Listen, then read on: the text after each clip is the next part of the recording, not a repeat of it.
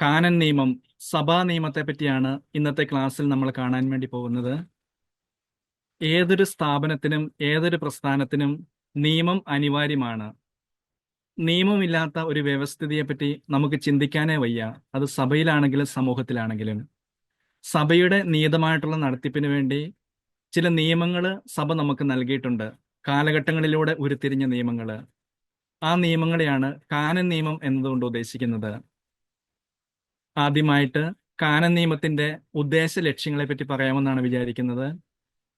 സ്ലൈഡിൽ നിങ്ങൾ കാണുന്നുണ്ടാകും പാശ്ചാത്യ പൗരസ്ത്യ സഭകളുടെ കാനൻ നിയമ സംഹിതകൾ, CIC ആൻഡ് CCO. നമ്മൾക്കറിയാം, നിങ്ങൾ പഠിച്ചിട്ടുണ്ട്, കത്തോലിക്ക സഭ 24 വ്യക്തിസഭകളുടെ കൂട്ടായ്മയാണ്. ലാറ്റിൻ സഭയും 23 പൗരസ്ത്യ സഭകളും.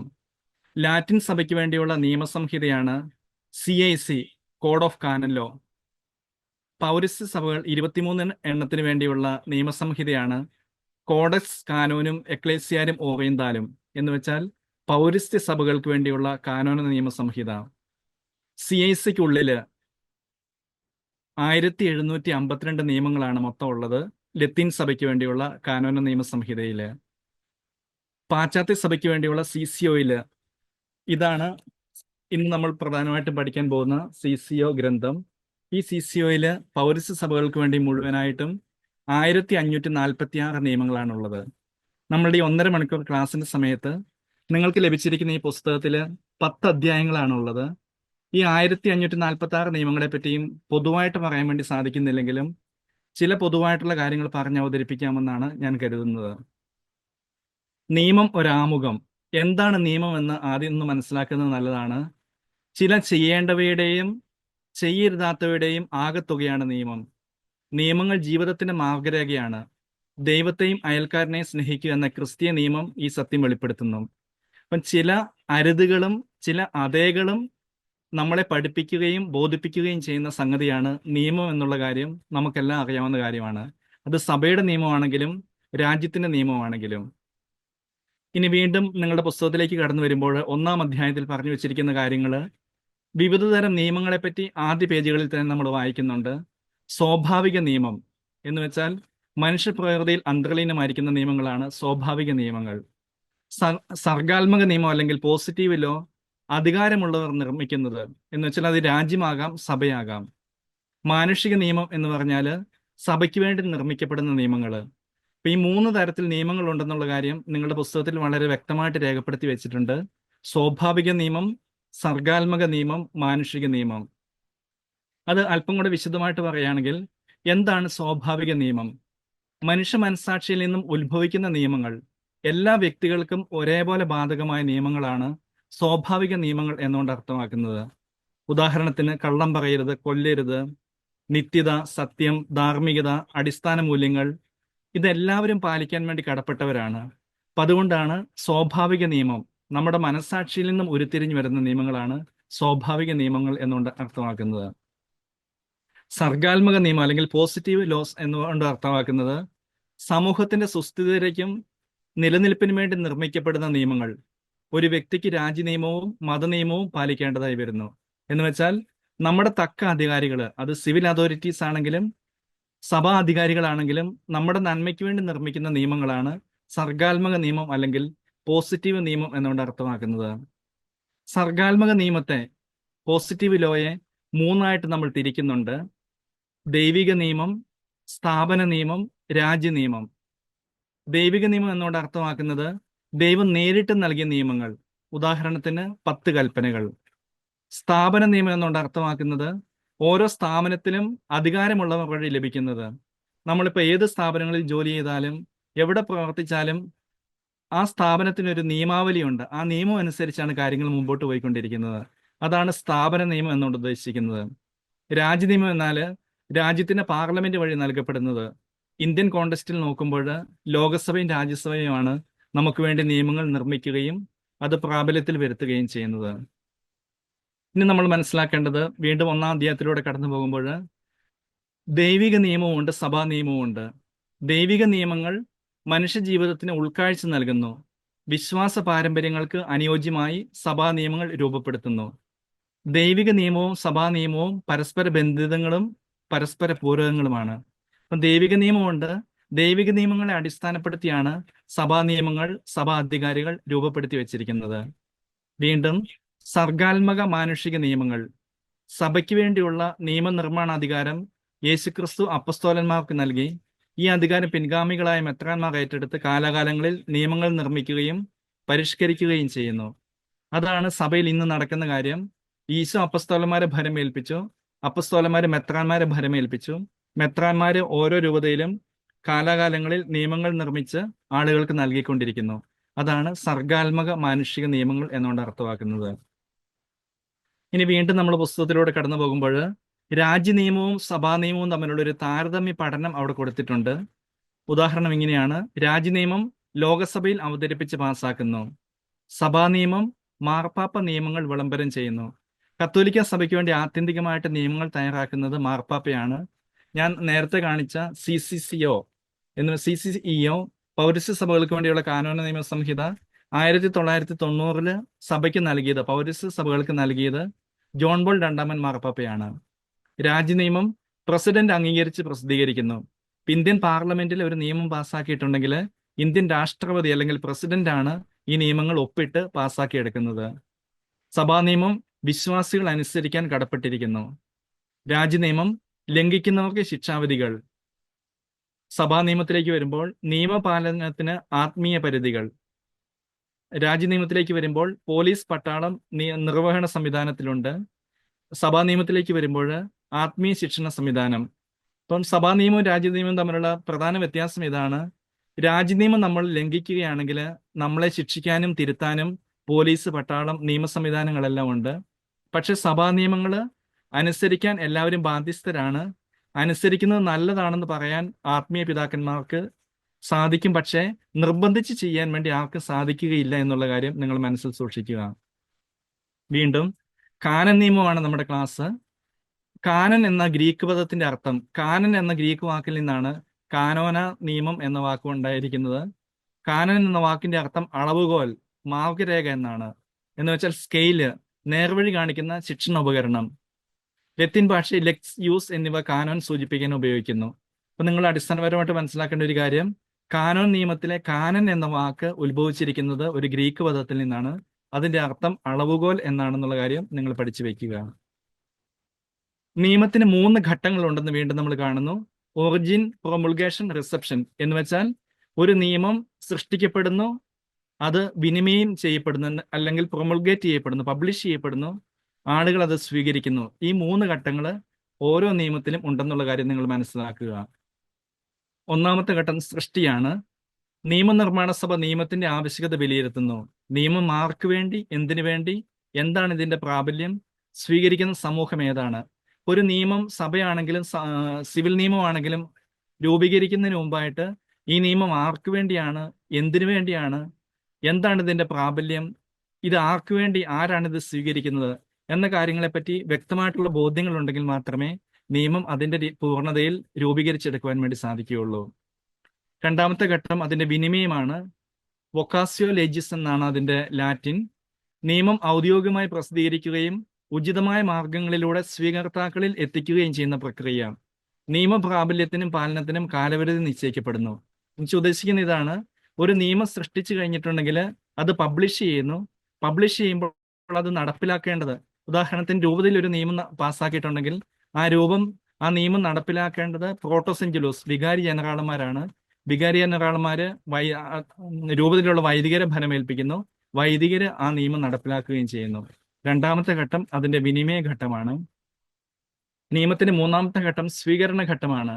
ബാധകമായ മനസ്സിലാക്കൽ, നിയമത്തിന്റെ ഉദ്ദേശം ശരിയായി ഗ്രഹിക്കുക. ഒരു നിയമം നമ്മൾ അനുസരിക്കണമെങ്കിൽ ആ നിയമത്തിന്റെ ഉദ്ദേശം എന്താണെന്ന് വ്യക്തമായിട്ടുള്ള ബോധ്യം നമുക്കുണ്ടായിരിക്കണം. രണ്ടാമത് പണ്ഡിതരുടെ വ്യാഖ്യാനങ്ങൾ, നിയമജ്ഞരുടെ വിശദീകരണം സ്വീകരിക്കുക. ഒരു നിയമം എഴുതി വെക്കുമ്പോൾ, ഉദാഹരണത്തിന് ഒരു നിയമമാണ് കാനൻ നിയമത്തില് 825-ാമത്തെ നിയമമാണ് പേടിപ്പിച്ചും നിർബന്ധിച്ചും വിവാഹം കഴിപ്പിക്കുന്നത് വിവാഹബന്ധത്തെ അസാധുവാക്കുന്നു എന്നുള്ളത് 825-ാമത്തെ കാനൻ നിയമമാണ്. അതിനെ പണ്ഡിതന്മാരെ വ്യാഖ്യാനിക്കുകയാണ്. ഏത് രീതിയിലാണ് നിർബന്ധങ്ങൾ ഉണ്ടാകുന്നത്, ഏത് രീതിയിലാണ് പേടിപ്പിക്കുന്നത്, ഏത് രീതിയിലൊക്കെയാണ് ഭീഷണിപ്പെടുത്തുന്നത്. അപ്പൊ അതിനെപ്പറ്റി കൃത്യമായിട്ടുള്ള വ്യാഖ്യാനങ്ങൾ പണ്ഡിതന്മാര് രൂപീകരിച്ചെടുക്കുന്നു. അതിന്റെ അടിസ്ഥാനത്തിലാണ് നിയമം സ്വീകരിക്കാൻ വേണ്ടി ആൾക്കാരെ പ്രേരിപ്പിക്കുന്നത്.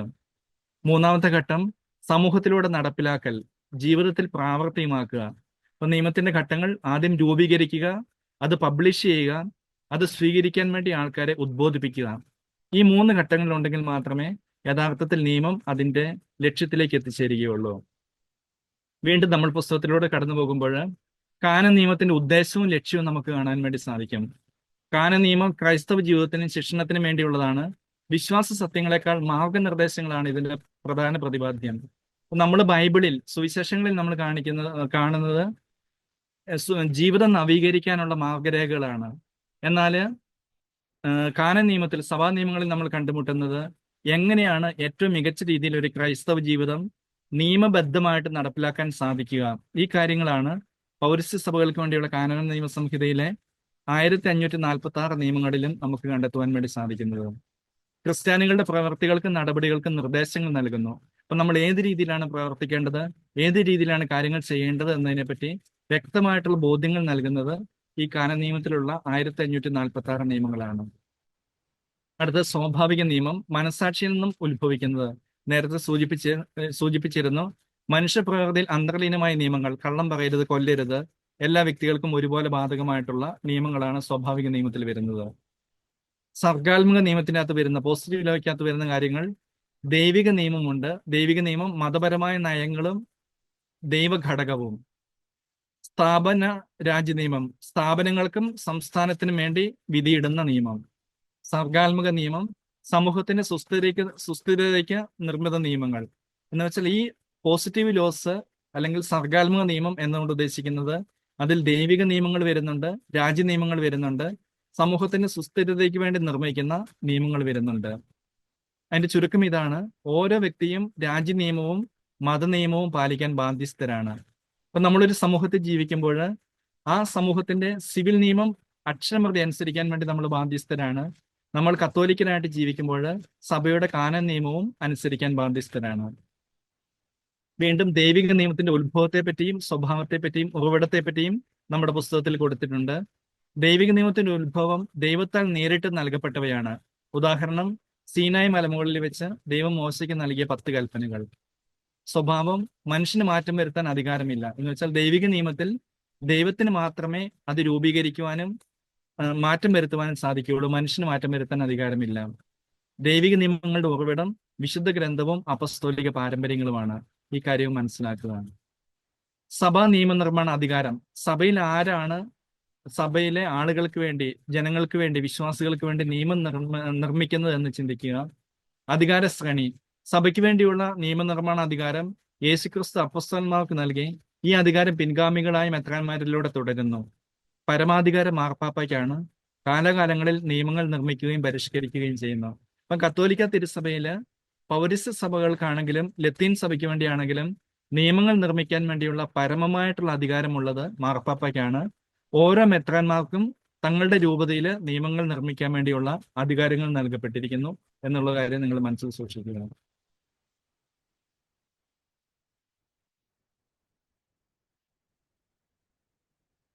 അടുത്തത് കാനൻ നിയമത്തിന്റെ ഉദ്ദേശവും ലക്ഷ്യവും. കാനൻ നിയമം വിശ്വാസ ജീവിതത്തിനും ശിക്ഷണത്തിനും വേണ്ടിയുള്ളതാണ്. ക്രിസ്ത്യാനികളുടെ പ്രവർത്തികൾക്കും നടപടികൾക്കും മാർഗനിർദ്ദേശം നൽകുക എന്നതാണ് അതിന്റെ പ്രധാന ലക്ഷ്യം. വിശ്വാസ സത്യങ്ങളെക്കാൾ മാർഗനിർദ്ദേശങ്ങളാണ് കാനൻ നിയമത്തിന്റെ പ്രധാന പ്രതിപാദ്യം. എന്ന് വെച്ചാൽ ഞാൻ നേരത്തെ സൂചിപ്പിച്ചു, കാനൻ നിയമം ഒരു മാർഗനിർദ്ദേശം നൽകുകയാണ് ചെയ്യുന്നത്, അല്ലാതെ നിർബന്ധിച്ച് ഒരാളെ ഒരു കാര്യം ചെയ്യിക്കുക എന്നുള്ളതല്ല. നിയമത്തിന് 4 ധർമ്മങ്ങൾ ഉള്ളതായിട്ട് നമ്മൾ കാണുന്നുണ്ട്. ഒന്നാമത്തെ ധർമ്മം ലക്ഷ്യങ്ങൾ നിശ്ചയിക്കുക എന്നുള്ളതാണ്. എല്ലാ നിയമത്തിന്റെയും ആത്യന്തികമായിട്ടുള്ള ലക്ഷ്യം എന്ന് പറഞ്ഞാൽ ആത്മാക്കളുടെ രക്ഷയാണ്. ലത്തീൻ നിയമസംഹിതയുടെ 1752 അവസാന നിയമത്തിൽ പറഞ്ഞു വെച്ചിരിക്കുന്നത് എല്ലാ നിയമങ്ങളുടെയും പരമമായിട്ടുള്ള ഉദ്ദേശവും ലക്ഷ്യവും ആത്മാക്കളുടെ രക്ഷ, സാലൂസ് ആനിമാരും എന്നാണ് പറഞ്ഞു വെച്ചിരിക്കുന്നത്. അത് പൗരസ്ത്യ സഭകൾക്ക് വേണ്ടിയുള്ള കാനോന നിയമസംഹിതയാണെങ്കിലും ലത്തീൻ സഭയുടെ കാനോന നിയമമാണെങ്കിലും അതിന്റെ എല്ലാം ആത്യന്തികമായിട്ടുള്ള ലക്ഷ്യം മനുഷ്യന്റെ നന്മയാണെന്നുള്ള കാര്യം നിങ്ങൾ മനസ്സിൽ സൂക്ഷിക്കുക. ക്രമം ഉറപ്പാക്കുക. സഭയിൽ സ്ഥിരതയും ക്രമവും കൈവരുത്തുന്നത് നിയമങ്ങളിലൂടെയാണ്. ഒരു പൊതുസമൂഹത്തിൽ നമ്മൾ ജീവിക്കുമ്പോൾ നിയമങ്ങൾ ഇല്ലെങ്കിൽ ശരിയായ രീതിയിൽ നമുക്ക് ജീവിതം മുമ്പോട്ട് നയിക്കാൻ വേണ്ടി സാധിക്കത്തില്ല. അതുപോലെ സഭയിൽ നിയമങ്ങൾ ഇല്ലെങ്കിൽ ശരിയായ രീതിയിൽ സഭാരീതികള്, സഭാഭരണം സഭാ ജീവിതം മുമ്പോട്ട് നയിക്കാൻ വേണ്ടി സാധിക്കത്തില്ല. 3, അവകാശങ്ങളും കടമകളും. അംഗങ്ങളുടെ അവകാശ സംരക്ഷണം. ഓരോ ക്രൈസ്തവ വിശ്വാസികൾക്കും അവരുടേതായിട്ടുള്ള അവകാശങ്ങളുണ്ട്, കടമകളുണ്ട്. ഈ അവകാശങ്ങളെയും കടമകളെയും പറ്റി വളരെ വ്യക്തമായിട്ട് കാനോന നിയമത്തിൽ പറഞ്ഞു വെച്ചിട്ടുണ്ട്. പൗരസ്ത്യ സഭകൾക്ക് വേണ്ടിയുള്ള കാനോന നിയമ സംഹിതയുടെ 7 മുതൽ 26 വരെയുള്ള കാനോന നിയമത്തിൽ എന്ന് വെച്ചാൽ നിയമങ്ങളിൽ പറഞ്ഞു വെച്ചിരിക്കുന്നത് ക്രൈസ്തവ വിശ്വാസികളുടെ അവകാശങ്ങളെയും കടമകളെയും പറ്റിയുമാണ്. എന്തൊക്കെ അവകാശങ്ങളാണ്, എന്തൊക്കെ കടമകളാണ് ഓരോ വിശ്വാസിക്കുമുള്ളതെന്ന് വളരെ വ്യക്തമായിട്ട് അവിടെ രേഖപ്പെടുത്തി വെച്ചിട്ടുണ്ട്. 4, ബോധനം നൽകുക. വിശ്വാസികൾക്ക് ശരിയായിട്ടുള്ള മാർഗനിർദ്ദേശം നൽകുന്നത് നിയമത്തിലൂടെയാണ്. അപ്പൊ നിയമത്തിന്റെ 4 ധർമ്മങ്ങൾ എന്തൊക്കെയാണെന്ന് നിങ്ങൾ മനസ്സിലാക്കുക. ലക്ഷ്യങ്ങൾ നിശ്ചയിക്കുക, ക്രമം ഉറപ്പാക്കുക, അവകാശങ്ങളും കടമകളും സംരക്ഷിക്കുക, ബോധനം നൽകുക.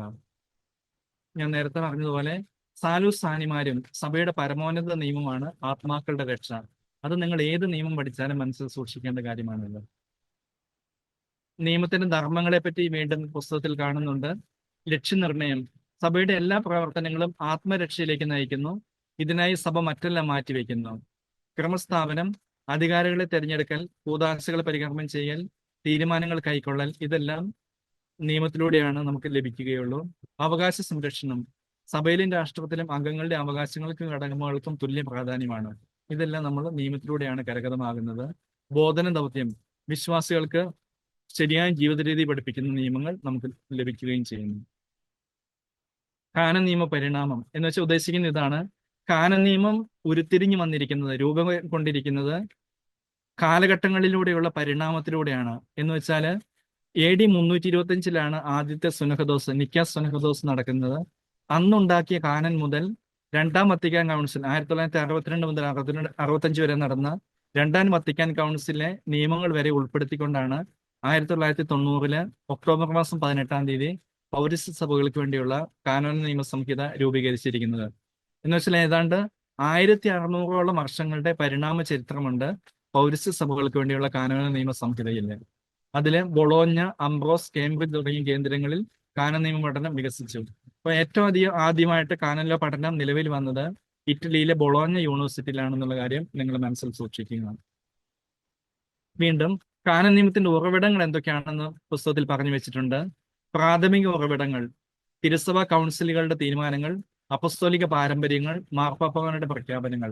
എന്ന് വെച്ചാൽ ഇതിന്റെ പ്രൈമറി സോഴ്സസ് ആയിട്ട് വന്നിരിക്കുന്നത്, നിയമത്തിന്റെ പ്രൈമറി സോഴ്സസ് ആയിട്ട് വന്നിരിക്കുന്നത് തിരുസഭ കൗൺസിലുകളുടെ തീരുമാനങ്ങൾ. എന്ന് വെച്ചാൽ ഉദ്ദേശിക്കുന്നത് നിക്കാസ് സുനഹദോസ് 325 നിക്കാസ് സുനഹദോസ് മുതൽ 1962 മുതൽ 65 വരെ നടന്ന രണ്ടാം വത്തിക്കാൻ സുനഹദോസ് വരെ 21 സുനഹദോസുകളാണ്, എക്യുമെനിക്കൽ കൗൺസിൽസ് ആണ് സഭയിൽ ഇന്നേ വരെ നടന്നിട്ടുള്ളത്. ഈ കൗൺസിലുകളിൽ രൂപീകരിച്ച നിയമങ്ങൾ, അവരുടെ തീരുമാനങ്ങൾ, അതുപോലെ തന്നെ അപ്പസ്തോലിക പാരമ്പര്യങ്ങൾ, കാലാകാലങ്ങളിലുള്ള മാർപ്പാപ്പമാരുടെ പ്രഖ്യാപനങ്ങൾ, ഇതെല്ലാമാണ് കാനോൻ നിയമത്തിന്റെ ആദ്യത്തെ ഉറവിടമായിട്ട് നമുക്ക് കാണാൻ വേണ്ടി സാധിക്കുന്നത്. ദ്വിതീയ ഉറവിടങ്ങൾ, സെക്കൻഡറി സോഴ്സസ് ആയിട്ട് പറഞ്ഞു വെച്ചിരിക്കുന്നത് നിയമരേഖകളുടെ സമാഹാരം, പഠനങ്ങൾ, അനുഷ്ഠാനങ്ങൾ, വിശദീകരണ ഗ്രന്ഥങ്ങൾ. എന്ന് വെച്ചാൽ ഓരോ കാലഘട്ടത്തിലും കാലത്തിന് അനുയോജ്യമായിട്ട് നിയമങ്ങൾ രൂപീകരിച്ച് അത് വ്യാഖ്യാനിച്ചു തരുന്ന പണ്ഡിതന്മാരുണ്ടായിരുന്നു. അവർ തയ്യാറാക്കിയിരിക്കുന്ന നിയമരേഖകളുടെ സമാഹാരം, അവരുടെ പഠനങ്ങള്, അനുഷ്ഠാനങ്ങള്, കമന്ററികള്, അതൊക്കെയാണ് നിയമത്തിന്റെ ഉറവിടമായിട്ട് നമുക്ക് കാണാൻ വേണ്ടി സാധിക്കുന്നത്. ഇനി ചുരുക്കമായിട്ട് ലത്തീൻ സഭയുടെ കാനോന നിയമ സംഹിതയെ പറ്റി ഒന്ന് കാണുന്നത് നല്ലതാണ്. CIC പശ്ചാത്തലം. ലത്തീൻ കോഡക്സ് യൂറിസ് കാനോനിച്ചി എന്നാണ് CIC എന്നതിന്റെ ഷോർട്ട് ഫോം. അതിൽ നിന്നാണ് CIC എന്നുള്ള വാക്ക് വന്നിരിക്കുന്നത്. ഇംഗ്ലീഷിൽ പറയുമ്പോൾ കോഡ് ഓഫ് കാനൻ ലോ. 1917 ആദ്യ കാനോൻ നിയമ സംഹിത പ്രസിദ്ധീകരിച്ചു. 2414 കാനോന നിയമങ്ങളാണ് CIC 1917 പതിപ്പിലുണ്ടായിരുന്നത്. 1959 ജോൺ 23 മാർപ്പാപ്പ നിയമസംഹിത പരിഷ്കരണം പ്രഖ്യാപിച്ചു. 1963 പരിഷ്കരണ കമ്മീഷൻ സ്ഥാപിതമായി. 1983 പുതിയ CIC പ്രാബല്യത്തിൽ വന്നു. ആ കാനോന നിയമ പുസ്തകത്തിലാണ് 1752 നിയമങ്ങൾ നമുക്ക് കാണാൻ വേണ്ടി സാധിക്കുന്നത്. അപ്പൊ CIC ചരിത്ര പശ്ചാത്തലം ഇതാണ് നിങ്ങൾ മനസ്സിലാക്കേണ്ടത്. CIC കാലഘട്ടങ്ങളിലൂടെ ഉരുത്തിരിഞ്ഞു വന്നതാണ്. 1917 ആദ്യത്തെ ലാറ്റിൻ കോഡ് നിലവിൽ വരുന്നത്. അതിൽ 2414 നിയമങ്ങൾ ഉണ്ടായിരുന്നു. ഇപ്പോൾ ഉപയോഗിക്കുന്ന കാനോന നിയമസംഹിത നിലവിൽ വന്നിട്ട് 43 വർഷങ്ങളായി. 1983 ഇത് പ്രാബല്യത്തിൽ വരുന്നത്. ലാറ്റിൻ സഭ 1752 നിയമങ്ങൾ ഇപ്പോൾ ഉപയോഗിക്കുകയും ചെയ്യുന്നു. 1917 ലാറ്റിൻ നിയമസംഹിതയുടെ ഘടന ഇത്രയാണ്. അതിൽ 5 പുസ്തകങ്ങളാണ് ഉണ്ടായിരുന്നത്. പൊതു നിയമങ്ങള്, വ്യക്തികളെ സംബന്ധിക്കുന്ന നിയമങ്ങള്, വസ്തുക്കളെ സംബന്ധിക്കുന്ന നിയമങ്ങള്, നിയമ നടപടികള്, കുറ്റങ്ങളും ശിക്ഷകളും. അങ്ങനെ ആകെ 2414 കാനോനുകൾ. തുടർന്ന് 1917 കാനോന നിയമ പുസ്തകം 1983 വരെ ഉപയോഗിച്ചുകൊണ്ടിരുന്നു. അതിനുശേഷം അത് പരിഷ്കരിക്കാൻ വേണ്ടി പോൾ ആറമൻ മാർപ്പാപ്പയാണ് പരിഷ്കരണ കമ്മീഷൻ രൂപം നൽകിയത്. അപ്പൊ അതിൽ അദ്ദേഹം നൽകിയ നിർദ്ദേശങ്ങൾ ഇവയൊക്കെയായിരുന്നു: പുനഃസംവിധാനം, നിലവിലുള്ള നിയമങ്ങളുടെ പുനഃക്രമീകരണം കൊണ്ടുവരിക, വത്തിക്കാൻ കൗൺസിലിന്റെ അടിസ്ഥാനം, രണ്ടാം വത്തിക്കാൻ കൗൺസിലിന്റെ പ്രമാണങ്ങൾ അടിസ്ഥാനമാക്കി ഈ നിയമങ്ങൾ നവീകരിക്കണമെന്ന് അദ്ദേഹം പറഞ്ഞു വെക്കുകയും ചെയ്തു. ഈ പരിഷ്കരണ സമിതിയില് 105 കർദിനാൾമാരും 77 മെത്രാപ്പൊലീത്തമാരും 73 വൈദികരും 47 സന്യാസിമാരും 12 അൽമായരും ഉണ്ടായിരുന്നു. 5 ഭൂഖണ്ഡങ്ങളിൽ നിന്നുള്ള പ്രതിനിധികൾ ഉൾപ്പെട്ട വിപുലമായിട്ടുള്ള സമിതിയാണ് ഈ നിയമങ്ങൾ പരിഷ്കരിക്കാൻ വേണ്ടി രൂപീകരിച്ച സമിതി. 1983 പുതിയ CIC-യുടെ ഘടന ഇങ്ങനെയാണ്. 7 പുസ്തകങ്ങളായിട്ടാണ് CIC 1983 തിരിച്ചിരിക്കുന്നത്. 1917 CIC-യിൽ 5 പുസ്തകങ്ങളാണ് ഉണ്ടായിരുന്നെങ്കിൽ 1983 CIC-യിൽ 7 പുസ്തകങ്ങളാണ് ഉള്ളത്. ഒന്നാമത്തെ പുസ്തകം പൊതു നിയമങ്ങളാണ്, അടിസ്ഥാന തത്വങ്ങളും നിർവചനങ്ങളും. രണ്ടാമത്തെ പുസ്തകത്തിൽ ദൈവജനം, പീപ്പിൾ ഓഫ് ഗോഡിനെ പറ്റിയാണ്, വിശ്വാസികളുടെ അവകാശങ്ങളും കടമകളും. മൂന്നാമത്തെ പുസ്തകത്തിലെ പ്രബോധന ദൗത്യം, സഭയുടെ പ്രബോധനാധികാരത്തെ പറ്റിയാണ്. നാലാമത്തെ പുസ്തകത്തിൽ വിശുദ്ധീകരണ ദൗത്യം, സാന്റിഫൈ മിഷൻ ഓഫ് ദി ചർച്ച്, ഉദാശകളും ആരാധനക്രമമാണ് അതിൻ്റെ അകത്ത് വരുന്നത്. അഞ്ചാമത്തെ പുസ്തകത്തില് സഭാ സ്വത്തുക്കൾ, ഭൗതിക വസ്തുക്കളുടെ നിയന്ത്രണം എന്ന് വെച്ചാൽ ടെമ്പറൽ ഗുഡ്സ്, സഭയുടെ സ്ഥാവര ജംഗമ വസ്തുക്കൾ എങ്ങനെയാണ് കൈകാര്യം ചെയ്യേണ്ടത് എന്നതിനെ പറ്റിയാണ് അവിടെ പ്രതിപാദിക്കുന്നത്. ആറാമത്തെ പുസ്തകത്തിൽ ശിക്ഷാ നിയമങ്ങൾ, അനുശാസനങ്ങളും ശിക്ഷാവിധികളും. സഭയിൽ ഒരാൾ തെറ്റ് ചെയ്തിട്ടുണ്ടെങ്കിൽ ആ തെറ്റിന് എങ്ങനെയാണ് ശിക്ഷാ നിയമങ്ങൾ വിധിക്കുന്നത്, അതുമായിട്ട് ബന്ധപ്പെട്ട കാര്യങ്ങൾ. ഏഴാമത്തെ പുസ്തകത്തിൽ നിയമ നടപടികൾ, സഭാ കോടതിയുടെ നടപടിക്രമങ്ങൾ ഇങ്ങനെയാണ് വിശദീകരിച്ചിരിക്കുന്നത്. 1917 83 നിയമങ്ങൾ തമ്മിലുള്ള ഒരു വ്യത്യാസം പറഞ്ഞു വെച്ചിരിക്കുന്നത് നേരത്തെ സൂചിപ്പിച്ചതുപോലെ 17 കാനോന നിയമസംഹിതയില് 2414 നിയമങ്ങൾ ഉണ്ടായിരുന്നു. 1983 വന്നു കഴിയുമ്പോൾ 1752 കാനോനുകള്. 5 പുസ്തകങ്ങളാണ് 17 കാനോന നിയമസംഹിതയിൽ ഉണ്ടായിരുന്നത്. പുതിയ കാനോന നിയമത്തിലേക്ക് വരുമ്പോൾ 7 പുസ്തകങ്ങള്. 1917 കാനോന നിയമസംഹിതയിൽ നിയമപരമായിരുന്നു, കർക്കശമായിരുന്നു. 1983 പുതിയ കാനോനിലേക്ക് വന്നു കഴിയുമ്പോൾ രണ്ടാം വത്തിക്കാൻ കൗൺസിലിന്റെ സഭാശാസ്ത്രം, അജപാനശാസ്ത്രം എന്നിവ ഉൾപ്പെടുത്തിക്കൊണ്ടാണ് ഇത് രൂപീകരിച്ചു വന്നിരിക്കുന്നത്. ഇക്കാര്യം നമ്മൾ മനസ്സിലാക്കി.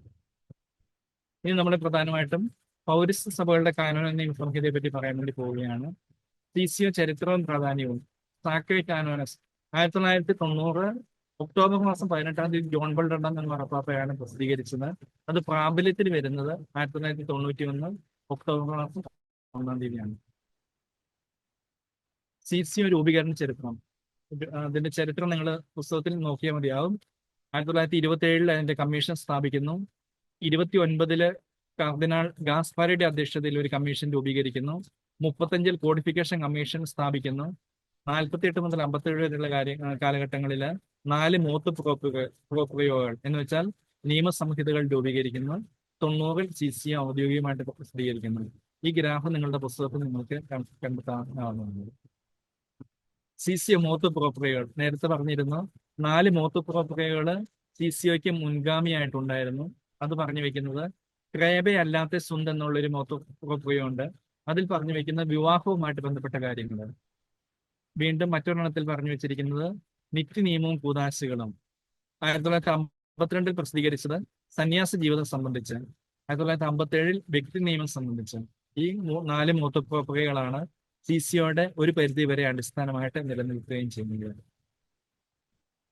CCOയുടെ പൗരസ്ത്യ സഭകൾക്ക് വേണ്ടിയുള്ള കാനോന നിയമസംഹിതയുടെ പ്രധാനപ്പെട്ട സവിശേഷതകള്, അത് ചരിത്രപരമായിട്ടുള്ളൊരു നേട്ടമാണ്. എന്ന് വെച്ചാൽ കത്തോലിക്ക സഭ ചരിത്രത്തിൽ ആദ്യമായി ഒരുമിച്ച് ഒരു പൊതു നിയമസംഹിത വരുന്നത് CCO നിലവിൽ വന്നതിന് ശേഷമാണ്. എന്ന് വെച്ചാൽ 1990 വരെ 23 വ്യക്തിസഭകൾക്ക് വേണ്ടി വ്യത്യസ്തങ്ങളായിട്ടുള്ള നിയമങ്ങളാണ് ഓരോ സഭകളിലും രൂപീകരിച്ചിരുന്നത്. അതെല്ലാം കൂടി ഏകീകരിച്ചു കൊണ്ടുവന്നത് 1990 CCO നിലവിൽ വന്നതിന് ശേഷമാണ്. സ്വയംഭരണ സംരക്ഷണം. ഓരോ സഭയ്ക്കും സ്വന്തം മേഖലയിൽ സ്വാതന്ത്ര്യം കൊടുത്തിരിക്കുന്നു. എന്ന് വെച്ചാൽ ലിറ്റർജി ആയിട്ട് ആരാധനക്രമമായിട്ട് ബന്ധപ്പെട്ട കാര്യങ്ങളിൽ നിയമങ്ങൾ രൂപീകരിക്കുവാൻ വേണ്ടി ഓരോ സഭയ്ക്കും ഈ കാനോൻ നിയമ സംഹിതയിൽ സ്വാതന്ത്ര്യം നൽകിയിട്ടുണ്ട്. അടുത്തത് മാർപ്പാപ്പയുടെ അധികാരം. സാർവത്രിക നിയമങ്ങൾ പുറപ്പെടുവിക്കാൻ മാർപ്പാപ്പയ്ക്ക് മാത്രം അധികാരം നൽകിയിരിക്കുന്നു. ഇക്കാര്യം നിങ്ങൾ പൗരസ്ത്യ പാരമ്പര്യങ്ങൾ വളർത്തി വികസിപ്പിക്കാനും അവയിൽ നിക്ഷിപ്തമായിരിക്കുന്ന ദൈവിക നന്മ പുതുക്കാനുമാണ് ഈ പൗരസ്ത്യ നിയമ സംഹിത രൂപീകരിച്ചിരിക്കുന്നു എന്നുള്ള കാര്യം നമ്മൾ മനസ്സിൽ സൂക്ഷിക്കണം. സിസിയോയുടെ ഘടനയും ഉള്ളടക്കവും. സിസിയോ ഈ ഗ്രന്ഥത്തില് 30 അധ്യായങ്ങളാണുള്ളത്. ആകെ 1500 നിയമങ്ങള് സ്ഥലങ്ങളിൽ പ്രത്യേക നിയമം ഉണ്ടാക്കാനുള്ള അവസരം കൊടുക്കും. ഓരോ രൂപതകൾക്കും പ്രത്യേകമായിട്ട് നിയമാവലി രൂപീകരിക്കാനുള്ള ഒരു സാഹചര്യവും സിസിഒയിൽ കൊടുത്തിരിക്കുന്നു എന്നുള്ള കാര്യം മനസ്സിലാക്കുന്നു. സിസിഒയും CIC തമ്മിലുള്ള താരതമ്യ പഠനമാണ്. സിസിഒയില് 30 ശീർഷകങ്ങൾ 30 അധ്യായങ്ങളാണുള്ളത്. CIC-യിൽ 7 പുസ്തകങ്ങള്. സിസിഒയില് 1546 കാനോനുകളാണുള്ളത്. CIC-യില് 1752 കാനോനുകൾ. എന്ന് വെച്ചാൽ 662 കാനോനുകളുടെ വ്യത്യാസമുണ്ട് CIC-യും CCOയും തമ്മില്. 23 പൗരസഭകൾ, 21 തെറ്റിപ്പോയതാണ്. 23 പൗരസഭകൾക്ക് വേണ്ടിയുള്ളതാണ്. CIC ലത്തീൻ സഭയ്ക്ക് വേണ്ടി മാത്രമുള്ളതാണ്. 1990-ൽ പ്രസിദ്ധീകരിച്ചു, 83-ൽ പ്രസിദ്ധീകരിച്ചു. പ്രത്യേക നിയമത്തിന്റെ വ്യവസ്ഥയുണ്ട് CCOയില്. CIC-യില് ഏകീകൃത നിയമമാണ്. എന്ന് വെച്ചാൽ ലത്തീൻ സഭയിലെ അംഗങ്ങൾ എവിടെയെല്ലാം ജീവിക്കുന്നു അവിടെയുള്ള എല്ലാ ആളുകൾക്കും ഒരേ നിയമമാണ് നൽകപ്പെട്ടിരിക്കുന്നത് എന്നുള്ള കാര്യം നമുക്ക് സൂക്ഷിക്കുകയാണ്. ഇതാണ് 1-ാമത്തെ അധ്യായത്തിന്റെ കണ്ടന്റ് ആയിട്ട് പറയാൻ വേണ്ടി സാധിക്കുന്നത്. ഇനി 2-ാമത്തെ അധ്യായം സഭയിലെ പരമാധികാരത്തെ പറ്റിയാണ്. നിങ്ങളുടെ പുസ്തകത്തിൽ 23 മുതൽ 32 വരെയുള്ള പേജുകളിലാണ് സഭയിലെ പരമാധികാരത്തെ പറ്റി നമുക്ക് കാണാൻ വേണ്ടി സാധിക്കുന്നത്. പരമാധികാരത്തിന്റെ അടിസ്ഥാനം അപ്പസ്തോലന്മാരുടെ പിൻഗാമികൾ എന്ന നിലയിൽ മാർപ്പാപ്പയ്ക്കും മെത്രാൻ സംഘത്തിനും സഭയെ ഭരിക്കാനും പഠിപ്പിക്കാനും വിശുദ്ധീകരിക്കാനും പരമാധികാരം ലഭിച്ചിരിക്കുന്നു. എന്ന് വെച്ചാൽ സഭയുടെ പരമമായിട്ടുള്ള അധികാരം, supreme authority of the church എന്ന് പറഞ്ഞാൽ മാർപ്പാപ്പയ്ക്കാണ്. പിന്നീട് മാർപ്പാപ്പ മെത്രാൻ സംഘത്തിനെ സഭയെ ഭരിക്കാൻ വേണ്ടി ഏൽപ്പിച്ചിരിക്കുന്നു എന്നുള്ള കാര്യം നിങ്ങൾ മനസ്സിൽ സൂക്ഷിക്കുക. 42-ാമത്തെ കാനോനയിൽ, പൗരസ്ത്യ സഭകൾക്ക് വേണ്ടിയുള്ള കാനോൻ നിയമ സംഹിതയിലെ 42-ാമത്തെ കാനോനയിൽ നമ്മൾ വായിക്കുന്നുണ്ട്, പത്രോസിന്റെ പിൻഗാമിയായ മാർപ്പാപ്പയും അപ്പസ്തോലന്മാരുടെ പിൻഗാമികളായ മെത്രാന്മാരും ഒരു സംഘമായി പ്രവർത്തിക്കുന്നു. കാനോന 43 മാർപ്പാപ്പയുടെ അധികാരം. മാർപ്പാപ്പയെ വിശേഷിപ്പിക്കുന്നത് പത്രോസിന്റെ പിൻഗാമിയായിട്ടാണ്, റോമയിലെ മെത്രാനായിട്ടാണ്, മെത്രാൻ സംഘത്തിന്റെ തലവനാണ്, ക്രിസ്തുവിന്റെ വികാരിയാണ്, സാർവത്രിക സഭയുടെ ഇടയനാണ്. അദ്ദേഹത്തിന് പരമോന്നതവും പൂർണ്ണവും സാർവത്രികവുമായ ഉദ്യോഗസ്ഥ അധികാരം ഉണ്ട്. എന്ന് വെച്ചാൽ കത്തോലിക്ക സഭയുടെ മൊത്തം കാര്യങ്ങൾ എടുത്തു നോക്കുകയാണെങ്കിൽ നിയമങ്ങൾ തയ്യാറാക്കാനും നിയമങ്ങൾ ആളുകളിലേക്ക് എത്തിക്കുവാനുമുള്ള പരമമായിട്ടുള്ള അധികാരം മാർപ്പാപ്പയിൽ മാത്രം നിക്ഷിപ്തമാണെന്നുള്ള കാര്യം മനസ്സിൽ സൂക്ഷിക്കുക. അദ്ദേഹം പത്രോസിന്റെ പിൻഗാമിയാണ്, റോമ മെത്രാനാണ്, മെത്രാൻ സംഘത്തിന്റെ തലവനാണ്, ക്രിസ്തുവിന്റെ വികാരിയാണ്, സാർവത്രിക സഭയുടെ ഇടയനാണ്. ഇത്രയും വിശേഷണങ്ങൾ മാർപ്പാപ്പയ്ക്ക് നമുക്ക് കൊടുക്കാൻ വേണ്ടി സാധിക്കും. മാർപ്പാപ്പയുടെ അധികാര വ്യാപ്തിയെ പറ്റിയും കാനോനയിൽ പറഞ്ഞു വയ്ക്കുന്നുണ്ട്. പരമോന്നതം, സഭയിൽ മറ്റ് അധികാരങ്ങൾ ഇല്ല ഇതിനു മുകളിൽ. എന്ന് വെച്ചാൽ മാർപ്പാപ്പയെ ചോദ്യം ചെയ്യുവാൻ വേണ്ടി ആർക്കും അധികാരമില്ല. മാർപ്പാപ്പ ഒരു നിയമം രൂപീകരിച്ചു കഴിഞ്ഞാൽ അതിന് അപ്പീൽ കൊടുക്കാനും സാധിക്കില്ല എന്നുള്ള കാര്യം നിങ്ങൾ മനസ്സിൽ സൂക്ഷിക്കുക. പൂർണ്ണമാണ്, അധികാര വിനിയോഗത്തിൽ പരിധികളില്ല, സാർവത്രികമാണ്. എന്ന് വെച്ചാൽ യൂണിവേഴ്സലാണ്, സഭ മുഴുവനിലും ബാധകമാണ്. എന്ന് വെച്ചാൽ മാർപ്പാപ്പ ഒരു നിയമം പാസ്സാക്കിയിട്ടുണ്ടെങ്കിൽ കത്തോലിക്ക സഭയ്ക്ക് മുഴുവൻ അത് ബാധകമാണ്. ഉദ്യോഗസ്ഥമാണ്, പദവിയോട് ബന്ധപ്പെട്ട സ്ഥിരമായിട്ടുള്ള അധികാരമാണ് മാർപ്പാപ്പയുടേത്. ഇതാണ് മാർപ്പാപ്പയുടെ അധികാര പരിധി എന്നുകൊണ്ട് ഉദ്ദേശിക്കുന്നത്. മാർപ്പാപ്പയുടെ തെരഞ്ഞെടുപ്പും രാജിയും. തെരഞ്ഞെടുപ്പ്, നിയമാനുസൃത തെരഞ്ഞെടുപ്പ് സ്വീകരിക്കുന്നതോടെ പൂർണ്ണമായ അധികാരം ലഭിക്കുന്നു. മെത്രാൻ അഭിഷേകം ഇല്ലാത്ത ആളാണെങ്കിൽ ഉടനെ അഭിഷേകം ചെയ്യുന്നു. എന്ന് വെച്ചാൽ മാർപ്പാപ്പയെ തെരഞ്ഞെടുക്കുന്നത് കർദിനാൾമാരുടെ കോൺക്ലേവ് കൂടിയാണ്. കോൺക്ലേവ് കൂടി 3/2 ഭൂരിപക്ഷത്തോടു കൂടി ഒരാളെ മാർപ്പാപ്പയായിട്ട് അവർ തെരഞ്ഞെടുത്ത് ആ തെരഞ്ഞെടുപ്പ് അദ്ദേഹം സ്വീകരിക്കുന്ന വഴിയായിട്ട് പൂർണ്ണമായിട്ടുള്ള അധികാരം ലഭിക്കുന്നു. മെത്രാഭിഷേകം ഇല്ലാത്ത ഒരു അച്ഛനാണ് മാർപ്പാപ്പയായിട്ട് തെരഞ്ഞെടുക്കപ്പെടുന്നതെങ്കിൽ അദ്ദേഹത്തിന് ഉടൻ മെത്രാഭിഷേകം കൊടുത്ത് തുടർന്ന് മാർപ്പാപ്പയായിട്ടുള്ള സ്ഥാനാരോഹണം നടത്തേണ്ടതാണ്. രാജി സ്വതന്ത്രമായി വ്യക്തമായി വെളിപ്പെടുത്തണം, ആരുടെയും അംഗീകാരം ആവശ്യമില്ല. എന്ന് വെച്ചാൽ ഉദ്ദേശിക്കുന്ന ഇത്രയേ ഉള്ളൂ. ഒരു മാർപ്പാപ്പ രാജി വെക്കണമെങ്കിൽ ആർക്കും രാജിക്കത്ത് എഴുതി കൊടുക്കേണ്ട കാര്യമില്ല. മാർപ്പാപ്പ പ്രഖ്യാപിച്ചാൽ മാത്രം മതി ഞാൻ രാജിവെക്കാൻ പോവുകയാണ് എന്നുള്ള കാര്യം. മാർപ്പാപ്പയുടെ ദൗത്യം സാർവത്രിക ഇടയനാണ്. മെത്രാന്മാർ സംഘത്തിന്റെ ഐക്യം നിലനിർത്തുക, മെത്രാന്മാരുടെ കൂട്ടായ്മ ഉം, വളർത്തുന്ന ആളാണ്. അപ്പീലില്ല. മാർപ്പാപ്പയുടെ തീരുമാനങ്ങൾക്കെതിരെ അപ്പീൽ സാധ്യമല്ല. അപ്പൊ മാർപ്പാപ്പ ഒരു തീരുമാനം എടുത്താൽ തീരുമാനം എടുത്തതാണ്, ആർക്കും അപ്പീൽ കൊടുക്കാൻ വേണ്ടി സാധിക്കത്തില്ലെന്നാണ് പറഞ്ഞിരിക്കുന്നത്. മാർപ്പാപ്പയെ സഹായിക്കുന്ന സ്ഥാപനങ്ങൾ. മാർപ്പാപ്പയെ ഭരണത്തിൽ മാർപ്പാപ്പയെ സഹായിക്കുന്നത് മെത്രാന്മാരുടെ സിനഡാണ്. സാധാരണ സിനഡ്, അസാധാരണ സിനഡ്, പ്രത്യേക സിനഡുകൾ. അപ്പൊ നമ്മൾ കഴിഞ്ഞിടയ്ക്ക് കണ്ടിരുന്നു സിനഡാലിറ്റി സിനഡ്. സഭയിൽ സിനഡാലിറ്റി എന്നുള്ള വിഷയം അല്ലെങ്കിൽ ആ ഒരു കൺസെപ്റ്റ് അവതരിപ്പിക്കാൻ വേണ്ടി മെത്രാന്മാരുടെ സിനഡ് വിളിച്ചു കൂട്ടിയിരുന്നു. കർദിനാൾ സംഘം. മാർപ്പാപ്പ തെരഞ്ഞെടുപ്പ് 80 വയസ്സിൽ താഴെ പ്രായമുള്ള 120 പേർക്ക്, എന്ന് വെച്ചാൽ മാർപ്പാപ്പ തെരഞ്ഞെടുക്കുന്നത് 80 വയസ്സിൽ താഴെ പ്രായമുള്ള 120 കർദിനാൾമാർ ചേർന്നാണ്. ഇവര് ചേർന്നാണ് കോൺക്ലേവ് രൂപീകരിക്കുകയും ചെയ്യുന്നത്. റോമൻ കൂരിയ, സാർവത്രിക സഭാഭരണത്തിന്റെ ഉപകരണം. എന്ന് വെച്ചാൽ റോമിലെ കാര്യങ്ങളും സഭയുടെ മൊത്തം കാര്യങ്ങളും തീരുമാനിക്കാനും ആലോചിക്കാനും നടപ്പിലാക്കാനുമായി റോമൻ കൂരിയ ഉണ്ട്. അത് ഡിക്കാസ്റ്ററികൾ എന്നാണ് അറിയപ്പെടുന്നത്. ഇന്ന് റോമൻ കൂരിയയിലെ 16 വ്യത്യസ്തമായിട്ടുള്ള ഡിക്കാസ്റ്ററികൾ നമുക്ക് കാണാൻ വേണ്ടി സാധിക്കും. പൗരസ്ത്യ സഭകൾക്ക് വേണ്ടിയുള്ള ഡിക്കാസ്റ്ററിയാണ് dicastery for the oriental churches എന്നുള്ളത്. വത്തിക്കാൻ സ്ഥാനപതികൾ. വിവിധ രാഷ്ട്രങ്ങളിലേക്ക് നിയമിക്കപ്പെടുന്ന ന്യൂൻഷ്യോസ്. ഓരോ രാജ്യങ്ങൾക്കും വത്തിക്കാൻ ഓരോ ന്യൂൻഷ്യമാരെ അയക്കുന്നുണ്ട്. അല്ലെങ്കിൽ ചില ചെറിയ രാജ്യങ്ങൾക്ക് പല രാജ്യങ്ങൾക്ക് വേണ്ടി ഒരാളെ നിയമിക്കുന്നുണ്ട്. ഇവരും എല്ലാവരും കൂടെ കൂടിച്ചേർന്നാണ് മാർപ്പാപ്പയെ സഹായിക്കുന്ന സ്ഥാപനങ്ങളായിട്ട് നിലകൊള്ളുകയും ചെയ്യുന്നത്. അതിൽ മെത്രാന്മാർ സിനഡുണ്ട്, കർദിനാൾ സംഘമുണ്ട്, റോമൻ കൂരിയയിലെ 16 ഡിക്കാസ്റ്ററികളുണ്ട്, വത്തിക്കാൻ സ്ഥാനപതികളുണ്ട്. ഈ കാര്യം നമ്മൾ മനസ്സിലാക്കുകയാണ്. അടുത്തത് റോമൻ കൂരിയ, അതിന്റെ ഘടന. വത്തിക്കാൻ രാഷ്ട്ര കാര്യാലയം, 9 സംഘങ്ങൾ, കൗൺസിലുകൾ, 3 കോടതികൾ, കാര്യാലയങ്ങൾ. ഇവ ചേർന്നാണ് വത്തിക്കാൻ രാഷ്ട്രീയ കാര്യാലയമായിട്ട് വരുന്നത്. പ്രധാന ഘടകങ്ങള് വത്തിക്കാൻ രാഷ്ട്ര കാര്യാലയം എന്ന് വെച്ചാൽ വത്തിക്കാൻ ഒരു രാജ്യം കൂടിയാണ്. സെക്രട്ടറി ഓഫ് സ്റ്റേറ്റ് ആണ് വത്തിക്കാന്റെ ഭരണകാര്യങ്ങൾ നിർണ്ണയിക്കുന്നത്. 3 സംഘങ്ങൾ, 3 കോടതികൾ, പൊന്തിഫിക്കൽ കൗൺസിലുകൾ, കാര്യാലയങ്ങൾ. ഇവയെല്ലാം വത്തിക്കാൻ കൂരിയയിൽ ഉൾപ്പെടുന്ന കാര്യങ്ങളാണ്. ഭരണസഹായ സ്ഥാപനങ്ങൾ. റോമ മാർപ്പാപ്പയുടെ ഭരണത്തിൽ കർദിനാൾമാർ, മെത്രാന്മാർ, വിവിധ സ്ഥാപനങ്ങൾ എന്നിവ സഹായിക്കുന്നു. ഇവയെല്ലാം മാർപ്പാപ്പ നിശ്ചയിക്കുന്ന നിയമം അനുസരിച്ച് പ്രവർത്തിക്കുന്നു. എന്ന് വെച്ചാൽ മാർപ്പാപ്പ രൂപീകരിച്ചിരിക്കുന്ന നിയമങ്ങൾക്കനുസരിച്ചാണ് ഈ കാര്യങ്ങളെല്ലാം മുമ്പോട്ട് പോകുന്നത് എന്നുള്ള കാര്യം നിങ്ങൾ മനസ്സിലാക്കുക. മെത്രാൻ സംഘം കാനോന 49. കൂട്ടായ അധികാരം. മെത്രാൻ സംഘത്തിന് മാർപ്പാപ്പയോടൊപ്പം സാർവത്രിക സഭയിൽ പരമോന്നതവും പൂർണ്ണമായ അധികാരമുണ്ട്. മെത്രാൻ സ്ഥാനം സ്വീകരിക്കുന്നതിലൂടെയും മാർപ്പാപ്പയുമായുള്ള കൂട്ടായ്മയിലൂടെയുമാണ് ഒരാൾ മെത്രാൻ സംഘത്തിൽ അംഗമാകുന്നത്. എന്നുവെച്ചാൽ ഉദ്ദേശിക്കുന്ന കാര്യം ഇതാണ്, മാർപ്പാപ്പ മെത്രാൻ സംഘത്തിലൂടെയാണ് നിയമങ്ങൾ രൂപീകരിച്ച് കത്തോലിക്ക സഭയുടെ വിവിധ ഭാഗങ്ങളിലേക്ക് ഭരണ സംവിധാനം ക്രമീകരിക്കുന്നത്. അതിന് ഓരോ മെത്രാന്മാരും മാർപ്പാപ്പയോട് കൂട്ടായ്മയിൽ പോകുവാൻ വേണ്ടി കടപ്പെട്ടിരിക്കുന്നു എന്നുള്ള കാര്യം നമ്മൾ കൃത്യമായിട്ട് മനസ്സിലാക്കേണ്ടതാണ്. സഭയുടെ ഭയത്തിൽ പറഞ്ഞു വെച്ചിട്ടുണ്ട്. 1ാമത് മാർപ്പാപ്പ, 2ാമത് കർദിനാൾ സംഘം, 3ാമത് മെത്രാൻ സിനഡ്, 4ാമത് റോമൻ കൂരിയ സ്ഥാനപതികൾ. ഇതാണ് സഭയുടെ ഭരണശ്രേണി എന്ന് ഉദ്ദേശിക്കുന്നത്. മാർപ്പാപ്പ, കർദിനാൾ സംഘം, മെത്രാൻ സിനഡ്, റോമൻ കൂരിയ സ്ഥാനപതികൾ. പ്രധാന നിഗമനങ്ങൾ. CIC 1983 ലത്തീൻ സഭയ്ക്ക് വേണ്ടി, CCO 1990 പൗരസ്ത്യ സഭകൾക്ക് വേണ്ടി. പരമാധികാരം മാർപ്പാപ്പയ്ക്ക്, ലക്ഷ്യം ആത്മാക്കളുടെ രക്ഷ. ഇത് നിങ്ങൾ മനസ്സിൽ സൂക്ഷിക്കുകയാണ്.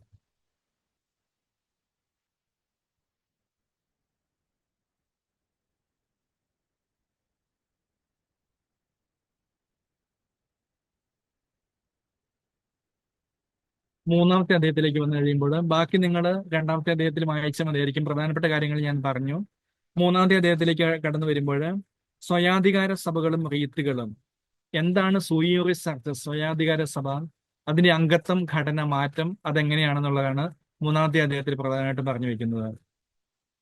കാനൻ 27 സ്വയാധികാര സഭയുടെ നിർവചനം കൊടുത്തിട്ടുണ്ട്.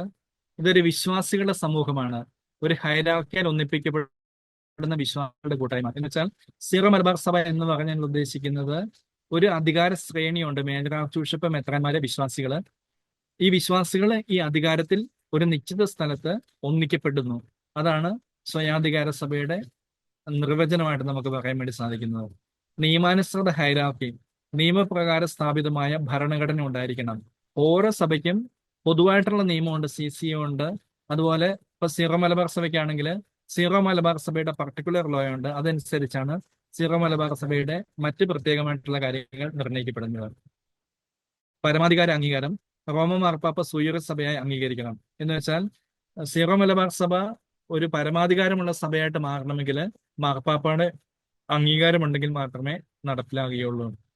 ഉദാഹരണമായിട്ട് സീറോ മലബാർ സഭ മേജർ ആർക്കി എപ്പിസ്കോപ്പൽ സഭയായിട്ട് മാറിയത് 1992 പ്രഖ്യാപനത്തോടു കൂടിയാണ് എന്ന് നിങ്ങൾ മനസ്സിലാക്കുക. സ്വയാധികാര സഭയുടെ അധികാര ഘടന എന്ന് വെച്ചാൽ ഓരോ സുയൂറി ചർച്ച്, സീറോ മലങ്കരയാണെങ്കിലും സീറോ മലബാർ ആണെങ്കിലും ഉക്രൈൻ ആണെങ്കിലും അർമേനിയ ആണെങ്കിലും അങ്ങനെ ഒരു ഘടനയുണ്ട്. ആ ഘടന ഇങ്ങനെയാണ്: ഏറ്റവും മുകളിലായിട്ട് മാർപ്പാപ്പ നിൽക്കുന്നു, തുടർന്ന് പാത്രിയാർക്കീസ് അല്ലെങ്കിൽ മെത്രാപ്പൊലീത്ത, ഇടവക വികാരി. ഇതാണ് സഭയുടെ അധികാര ഘടനയായിട്ട് നമുക്ക് കാണാൻ വേണ്ടി സാധിക്കുന്നത്. സ്വയാധികാര സഭകളുടെ അധികാരം പരമാധികാരിയിൽ നിന്ന് ഉത്ഭവിക്കുന്നു. എന്നാൽ ഓരോ സഭയ്ക്കും സ്വന്തം പ്രകൃതിയിൽ നിന്ന് ഉരുത്തിരിയുന്ന അധികാരങ്ങളുമുണ്ട്. വ്യത്യസ്ത സ്വാധീകരണങ്ങൾ, ആരാധനക്രമം, ദേവശാസ്ത്രം, ഭരണം എന്നിവ ഓരോ സഭയെയും വ്യതിരക്തമാക്കുന്നു. ഈ കാര്യം നിങ്ങൾ കൃത്യമായിട്ട് മനസ്സിൽ സൂക്ഷിക്കുക.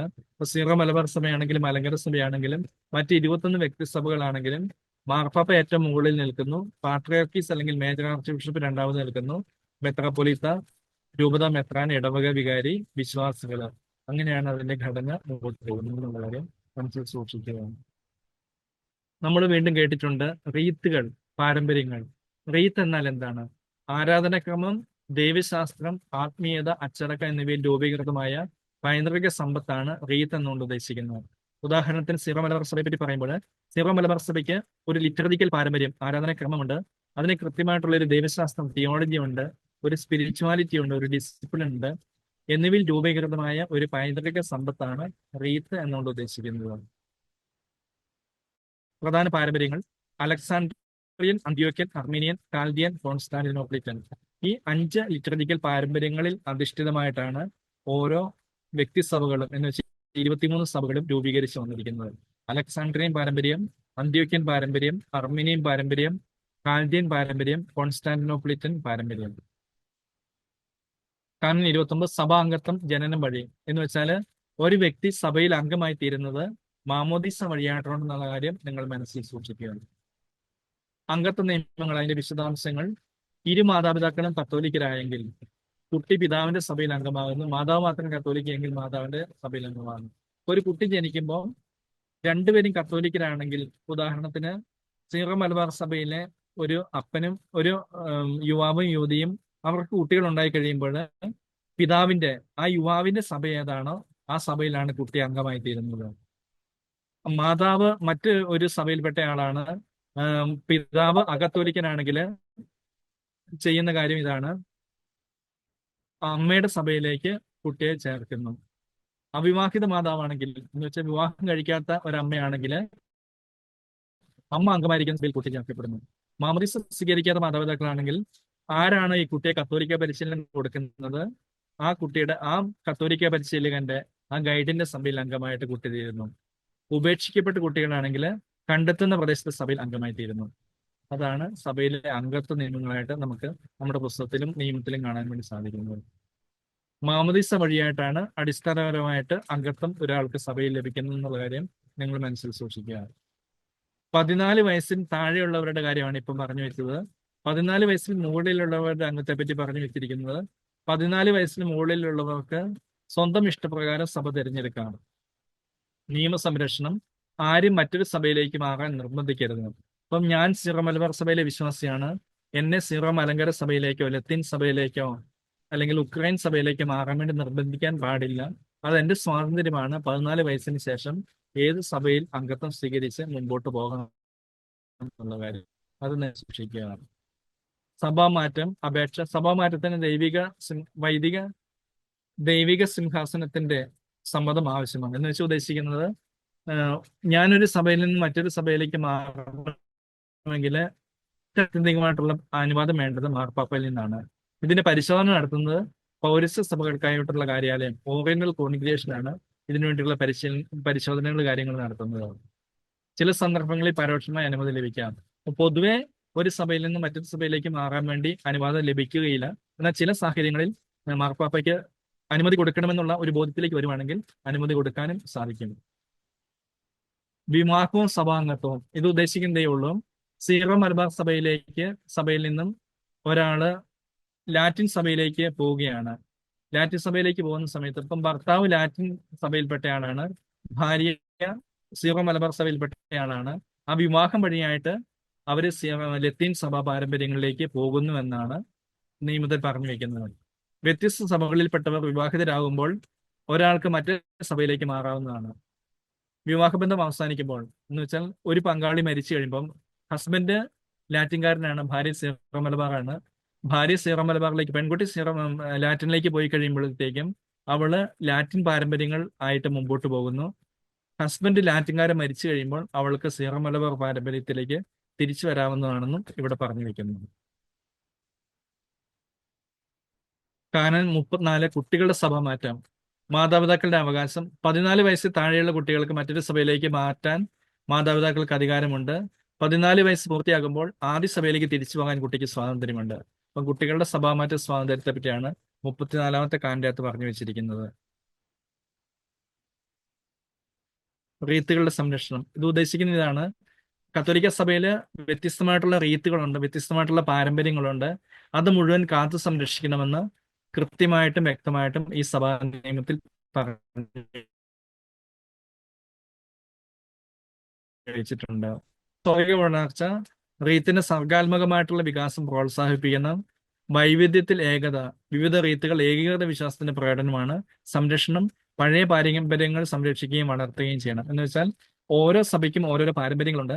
ആ പാരമ്പര്യങ്ങൾ സംരക്ഷിക്കുകയും വളർത്തിക്കൊണ്ടിരിക്കുകയും ചെയ്യേണ്ടത് മെത്രാന്മാരുടെയും വൈദികരുടെയും ഓരോ വിശ്വാസികളുടെയും ഉത്തരവാദിത്വമാണെന്നുള്ള കാര്യം നമ്മൾ മനസ്സിലാക്കേണ്ടതാണ്. റീത്ത് പരിപാലനം തലവന്മാരുടെ കടമ.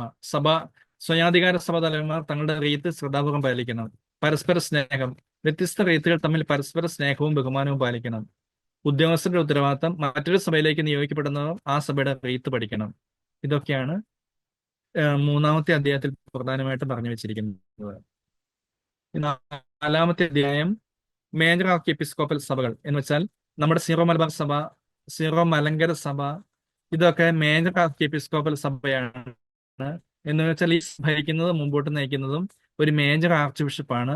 അതിനെപ്പറ്റിയുള്ള പഠനങ്ങളാണ് 4-ാമത്തെ അധ്യായത്തിൽ 47-ാമത്തെ പേജ് മുതൽ നമുക്ക് കാണാൻ വേണ്ടി സാധിക്കുന്നത്. മേജർ ആർക്കി എപ്പിസ്കോപ്പൽ സഭ ആമുഖം. ചരിത്ര പശ്ചാത്തലം. മേജർ ആർക്കി എപ്പിസ്കോപ്പ് എന്ന പദം ആദ്യകാലം മുതൽ ഉപയോഗിച്ചിരുന്നു. 1957 ക്ലറിസ് സാന്തിത്താത്തി എന്ന തിരുവഴുത്തിൽ ഔദ്യോഗികമായിട്ട് ഉപയോഗിച്ചു. സിസിയോയിലും ഈ നാമം പാത്രിയാർക്കൽ സഭയ്ക്ക് തുല്യമായ സഭകളെ സൂചിപ്പിക്കാൻ ഉപയോഗിക്കുന്നു. എന്ന് വെച്ചാൽ 1957 മേജർ ആർക്കി എപ്പിസ്കോപ്പൽ സഭ എന്നുള്ള ആ പദം ഉപയോഗത്തിൽ വന്നത്. ഇതിന്റെ കണ്ടന്റ് ഇതാണ്, ഉള്ളടക്കം ഇതാണ്. പരമാധികാരികൾ അംഗീകരിക്കപ്പെട്ട മെത്രാപ്പൊലിത്ത ആസ്ഥാനത്തിന്റെ തലവനാണ് മേജർ ആർക്കി എപ്പിസ്കോപ്പ്, മേജർ ആർച്ച് ബിഷപ്പ്. പൊതുനിയമത്തിൽ മറിച്ച് പറയുന്നില്ലെങ്കിൽ പാത്രിയാർക്കീസിനുള്ള എല്ലാ അവകാശങ്ങളും മേജർ ആർച്ച് ബിഷപ്പിനും ഉണ്ട് എന്നുള്ള കാര്യം നിങ്ങൾ മനസ്സിൽ സൂക്ഷിക്കുക. എന്ന് വെച്ചാൽ കാനോന നിയമസംഹിത 55 മുതൽ 150 വരെയുള്ള നിയമങ്ങൾ മുഴുവൻ പറഞ്ഞിരിക്കുന്നത് പാത്രിയാർക്കീസിനെ പറ്റിയാണ്. 151 മുതൽ 154 വരെയുള്ള 4 കാനോനുകളാണ് മേജർ ആർച്ച് ബിഷപ്പിനെ പറ്റി പറഞ്ഞു വെച്ചിരിക്കുന്നത്. പാത്രിയാർക്കീസിനെ പറ്റി പറഞ്ഞു വെച്ചിരിക്കുന്ന ഈ 100ഓളം നിയമങ്ങള് മേജർ മേജർ ബിഷപ്പിന്റെ തെരഞ്ഞെടുപ്പ് പ്രക്രിയ കാനൻ 63-74 പ്രകാരം മേജർ ആർച്ച് ബിഷപ്പിനെ തെരഞ്ഞെടുക്കുന്നു. എന്നിട്ട് മാർപ്പാപ്പയെ ആ കാര്യം അറിയിക്കുന്നു. പിന്നീട് മാർപ്പാപ്പ അംഗീകരിച്ചു കഴിയുമ്പോൾ സ്ഥാനാരോഹണം നടത്തുന്നു. മാർപ്പാപ്പ അംഗീകരിച്ചു കഴിഞ്ഞാലും ഈ തെരഞ്ഞെടുക്കപ്പെടുന്ന ആൾക്ക് നിരസിക്കാവുന്നതാണ്. ഒരിക്കലും അദ്ദേഹം തെരഞ്ഞെടുപ്പ് അംഗീകരിച്ചു കഴിഞ്ഞാൽ അദ്ദേഹത്തെ മേജർ ആർച്ച് ബിഷപ്പായിട്ട് നിയമിക്കുകയും ചെയ്യുന്നു. മുൻഗണനാക്രമം. ഉദാഹരണം, Ukraine major archbishop Syro Malabar major ആർച്ച് ബിഷപ്പിനേക്കാൾ മുൻഗണന. എന്ന് വെച്ചാൽ ഉക്രൈൻ ആർച്ച് ബിഷപ്പും സീറോ മലബാർ സഭയുടെ ആർച്ച് ബിഷപ്പും ഒരു ഫംഗ്ഷനിൽ പങ്കെടുക്കുകയാണെങ്കിൽ മുൻഗണന ഉക്രൈൻ ആർച്ച് ബിഷപ്പിന്. കാരണം ഉക്രൈൻ സഭയാണ് മേജർ ആർക്കി എപ്പിസ്കോപ്പൽ സഭയായിട്ട് സീറോ മലബാർ സഭയെക്കാളും മുമ്പേ വന്നത്. അതുകൊണ്ടാണ് കൂടുതൽ പറഞ്ഞത്. ബഹുമതി ക്രമം. മേജർ പാത്രിയാർക്കീസിന് തൊട്ടടുത്ത് ബഹുമതി നൽകുന്നു. ഒരു ഫംഗ്ഷനിൽ മാർപ്പാപ്പ പങ്കെടുക്കുകയാണെങ്കിൽ മാർപ്പാപ്പ, പാത്രിയാർക്കീസ്, മേജർ ആർച്ച് ബിഷപ്പ്, ബിഷപ്പ്, വൈദികര്, അങ്ങനെയാണ് ഇതിന് മുൻഗണനാക്രമം പോകുന്നത് എന്നുള്ള കാര്യവും നിങ്ങൾ മനസ്സിലാക്കുക. നിലവിലെ മേജർ ആർക്കി എപ്പിസ്കോപ്പൽ സഭകള് ഉക്രൈൻ ഗ്രീക്ക് കാത്തോലിക്ക സഭ, സീറോ മലബാർ കത്തോലിക്ക സഭ, സീറോ മലങ്കര സഭ. ഇവയാണ് മേജർ ആർക്കി എപ്പിസ്കോപ്പൽ സഭയായിട്ട് നമുക്ക് കാണാൻ വേണ്ടി സാധിക്കുന്നത്. ഏറ്റവും വലിയ മേജർ ആർക്കി എപ്പിസ്കോപ്പൽ സഭ ഉക്രൈൻ ഗ്രീക്ക് കാത്തോലിക്ക സഭയാണെന്നുള്ള കാര്യവും നിങ്ങൾ മനസ്സിൽ സൂക്ഷിക്കുക. അടുത്തത് 5-ാമത്തെ അധ്യായം 51-ാമത്തെ പേജ് മുതൽ നമ്മൾ കാണുന്നുണ്ട്. രൂപതകളെ പറ്റിയും മെത്രാന്മാരെ പറ്റിയുമാണ് 5-ാമത്തെ അധ്യായത്തിൽ പറഞ്ഞു വെച്ചിരിക്കുന്നത്. സഭാ ഭരണത്തിന്റെ അടിസ്ഥാന ഘടനയാണ് നമുക്കിവിടെ കാണാൻ വേണ്ടി സാധിക്കുന്നത്. മെത്രാൻ സ്ഥാനം ചരിത്ര പശ്ചാത്തലം. ഒന്നാമത്തെ, ആദിമസഭ അപ്പസ്തോലന്മാരുടെ സഹായികളായി ശുശ്രൂഷകർ നിയോഗിക്കപ്പെട്ടു. 2-ാം നൂറ്റാണ്ടിൽ അപ്പസ്തോലിക പിന്തുടർച്ച അവകാശപ്പെടുന്നവർ മെത്രാന്മാരായി വേർതിരിക്കപ്പെട്ടു. 2-ാം വത്തിക്കാൻ കൗൺസിൽ മെത്രാൻ സ്ഥാനത്തിന്റെ ദൈവശാസ്ത്ര അടിസ്ഥാനം പൂർണ്ണ വ്യക്തത നേടി. ഇതാണ് മെത്രാൻ സ്ഥാനത്തിന്റെ ചരിത്ര പശ്ചാത്തലമായിട്ട് നമുക്ക് മനസ്സിലാക്കാൻ വേണ്ടി സാധിക്കുന്നത്. 178-ാമത്തെ നിയമത്തില് രൂപത മെത്രാന്റെ അധികാരത്തെ പറ്റി വ്യക്തമായിട്ട് പറഞ്ഞു വെക്കുന്നുണ്ട്. 3 അധികാരങ്ങളാണ് മെത്രാനുള്ളത്. രൂപത മെത്രാൻ ക്രിസ്തുവിന്റെ വികാരിയായി പ്രവർത്തിക്കുന്ന അദ്ദേഹത്തിന്റെ അധികാരം സ്വകീയം, പ്രോപ്പർ ആയിട്ടുള്ളതും, സാധാരണ ഓർഡിനറി ആയിട്ടുള്ളതും, നേരിട്ടുള്ളത് ഇമ്മീഡിയറ്റ് ആയിട്ടുള്ളതും. പരമാധികാരികൾ മാത്രം എന്ന് വെച്ചാൽ മെത്രാനെ നിയന്ത്രിക്കുന്നത് മാർപ്പാപ്പയാണ്, അല്ലെങ്കിൽ അദ്ദേഹത്തിന്റെ ഏറ്റവും അടുത്തുള്ള മേജർ ആർച്ച് ബിഷപ്പോ പാത്രിയാർക്കീസോ ആയിരിക്കും മെത്രാനെ നിയന്ത്രിക്കുന്നത്. അപ്പൊ മാർപ്പാപ്പയ്ക്ക് സുപ്രീം അതോറിറ്റി ഉണ്ടെങ്കിൽ ബിഷപ്പിന് സുപ്രീം അതോറിറ്റി ഇല്ല. അദ്ദേഹത്തിന്റെ രൂപതയിലെ സ്വകീയമായിട്ടുള്ള, സാധാരണമായിട്ടുള്ള, നേരിട്ടുള്ള അധികാരങ്ങൾ മാത്രമാണ് രൂപത മെത്രാൻ ഉള്ളത് എന്നുള്ള കാര്യം മനസ്സിലാക്കുക. മെത്രാന്മാരുടെ വിഭാഗങ്ങൾ. രൂപത മെത്രാൻ രൂപതയുടെ ഭരണം നേരിട്ട് നിർവഹിക്കുന്ന മെത്രാനാണ് രൂപത മെത്രാൻ. 2-ാമത്തെ സഹായ മെത്രാൻ. രൂപത മെത്രാനെ സഹായിക്കുന്ന മെത്രാനാണ് സഹായ മെത്രാൻ. സ്ഥാനിക മെത്രാൻ നാമാവശേഷമായ രൂപതയുടെ പേരിൽ അഭിഷിക്തൻ. എന്ന് വെച്ചാൽ ചില മെത്രാന്മാരെ സ്ഥാനിക മെത്രാന്മാരായിട്ട് നിയമിക്കും. ഉദാഹരണത്തിന് സീറോ മലബാർ സഭയുടെ കൂരിയയിലെ ബിഷപ്പ് സ്ഥാനിക മെത്രാനായിട്ടാണ് അറിയപ്പെടുന്നത്. അദ്ദേഹത്തിന് രൂപതയുടെ ഭരണം ഉണ്ടാകുകയില്ല. മുൻ മെത്രാൻ അല്ലെങ്കിൽ എമിരിത്തോസ് എന്നുകൊണ്ട് ഉദ്ദേശിക്കുന്നത് വിരമിച്ച രൂപത മെത്രാനാണ് മുൻ മെത്രാൻ അല്ലെങ്കിൽ ബിഷപ്പ് എമിരിത്തോസ് എന്ന് അറിയപ്പെടുന്നത്. മെത്രാന്മാരുടെ വിഭാഗങ്ങൾ ഇവയ്ക്കാണ്: രൂപത മെത്രാൻ, സഹായ മെത്രാൻ, സ്ഥാനിക മെത്രാൻ, മുൻ മെത്രാൻ. ഇടവകകളും അൽമായരും. അത് ഇടവകയുടെ നിർവചനം 6-ാമത്തെ അധ്യായമാണ്. 55-ാമത്തെ പേജിലാണ് 6-ാമത്തെ അധ്യായം നമ്മൾ കാണുന്നത്. ഇടവകയുടെ നിർവചനം നമുക്ക് ഇവിടെ കാണാൻ വേണ്ടി സാധിക്കും. രൂപതയിൽ സ്ഥിരമായി സ്ഥാപിതമായതും ഒരു ഇടവക വികാരിയുടെ അജപാലനത്തിന് ഭരമേൽപ്പിക്കപ്പെട്ടതുമായ വിശ്വാസികളുടെ സമൂഹമാണ് ഇടവക. എന്ന് വെച്ചാൽ ഒരു നിശ്ചിത പ്രദേശത്ത് അധിവസിക്കുന്ന വിശ്വാസികളെ, ക്രൈസ്തവ വിശ്വാസികളുടെ കൂട്ടായ്മയാണ് ഇടവക എന്നുകൊണ്ട് അർത്ഥമാക്കുന്നത്. ഇവരെ പരിപാലിക്കുവാൻ വേണ്ടി അജപാലനത്തിന് ഒരു വികാരിയെ നിയമിക്കുകയും ചെയ്യുന്നു. 2-ാം വത്തിക്കാൻ കൗൺസിൽ പറയുന്നത് വിശ്വാസം പങ്കുവയ്ക്കുന്ന വിശ്വാസികളുടെ കൂട്ടായ്മയാണ് ഇടവക. ഈ കാര്യം നിങ്ങൾ മനസ്സിൽ സൂക്ഷിക്കുക. CCOയിലെ 279-ാമത്തെ കാൻഡിഡാത്താണ്, നിയമത്തിലാണ് നമ്മൾ ഇത് വായിക്കുന്നത്. ഇടവകയുടെ അവശ്യ ഘടകങ്ങളെ പറ്റിയും 6-ാമത്തെ അധ്യായത്തിൽ പറഞ്ഞു വയ്ക്കുന്നുണ്ട്. വിശ്വാസി സമൂഹം അജപാലന ലക്ഷ്യത്തോടെ രൂപതയിൽ രൂപം കൊടുത്ത ഒരു സമൂഹം ഉണ്ടായിരിക്കണം ഒരു ഇടവകയില്. സ്ഥിരതാമസക്കാർ, ഒരു സ്ഥലത്ത് സ്ഥിരമായി താമസിക്കുന്നവരുണ്ടായിരിക്കണം ഇടവകയില്. 3-ാമത്തത് നിയമാനുസൃത സ്ഥാപനം. രൂപതാധികാരി ഇടവകയായി നിയമപരമായി സ്ഥാപിക്കണം. 4-ാമത്തത് ഭരണ ചുമതല. ഒരു ഇടവക വികാരിയെ ഭരമേൽപ്പിക്കണം. അപ്പൊ ഇവയൊക്കെയാണ് ഇടവകയുടെ അവശ്യ ഘടകങ്ങൾ. ഒരു വിശ്വാസി സമൂഹം ഉണ്ടായിരിക്കണം, സ്ഥിരമായിട്ട് താമസക്കാരുണ്ടായിരിക്കണം, ഒരു രൂപതാധികാരി സ്ഥാപിച്ച ഇടവകയായിരിക്കണം അത്. അതിന്റെ ഭരണ ചുമതലയ്ക്ക് വേണ്ടി ബിഷപ്പ് ഒരു ഇടവക വികാരിയെ ഭരമേൽപ്പിക്കണം. ഇതാണ് ഇടവകയുടെ അവശ്യ ഘടകങ്ങളായിട്ട് നമുക്ക് കാണാൻ വേണ്ടി സാധിക്കുന്നത്. ഇടവക വ്യത്യസ്ത തരങ്ങളുണ്ട്. എന്ന് വെച്ചാൽ പ്രാദേശിക ഇടവക ഒരു പ്രദേശത്തെ എല്ലാ വിശ്വാസികളെയും ഉൾക്കൊള്ളുന്നു. എന്ന് വെച്ചാൽ സാധാരണഗതിയിൽ നമ്മുടെ രൂപതകളിലൊക്കെ ഇടവക പ്രാദേശിക ഇടവകള്, ടെറിട്ടോറിയൽ ഇടവകളാണ് വരുന്നത്. ക്രിസ്ത്യാനികൾ അധിവസിക്കുന്ന ഒരു സ്ഥലത്ത് ഒരു ഇടവക സ്ഥാപിക്കുന്നു, ഒരു വികാരിയെ നിയമിക്കുന്നു. ആ ഇടവക വികാരിയുടെ നേതൃത്വത്തിലെ വിശ്വാസികൾ ഒരുമിച്ച് മുമ്പോട്ട് പോവുകയും ചെയ്യുന്നു. 2-ാമത്തത് വ്യക്തി അധിഷ്ഠിത ഇടവക. എന്ന് വെച്ചാൽ പേഴ്സണൽ പാരീഷസ് എന്ന് പറയും. ദേശീയത, ഭാഷ, റീത്ത് എന്നിവ അടിസ്ഥാനമാക്കി സ്ഥാപിക്കുന്നു. ഉദാഹരണത്തിന് നമ്മുടെ ഒരു ഇടവകയില് ഹിന്ദി ഭാഷ സംസാരിക്കുന്ന ഒരു കൂട്ടം ആളുകളുണ്ടെങ്കിൽ അവർക്ക് വേണ്ടി വേണമെങ്കിൽ ബിഷപ്പിന് ഒരു ഇടവക സ്ഥാപിച്ച് ഒരു വികാരിയെ കൊടുക്കാവുന്നതാണ്. ഇടവകൾ സ്ഥാപിക്കുക, പുനഃസംഘടിപ്പിക്കുക, നിർത്തലാക്കുക ഇവ രൂപതാമെത്രാൻ മാത്രം ചെയ്യുന്ന കാര്യങ്ങളാണ്. എന്ന് വെച്ചാൽ രൂപതാമെത്രാനിൽ മാത്രമാണ് ഇടവകളെ സ്ഥാപിക്കാനും പുനഃസംഘടിപ്പിക്കാനും നിർത്തലാക്കാനുമുള്ള അവകാശം നിക്ഷിപ്തമായിരിക്കുന്നത് എന്നുള്ള കാര്യം നിങ്ങൾ മനസ്സിൽ സൂക്ഷിക്കുക. ഇടവക വികാരി ആരാണ്? ഒരു വൈദികനായിരിക്കണം ഇടവക വികാരി.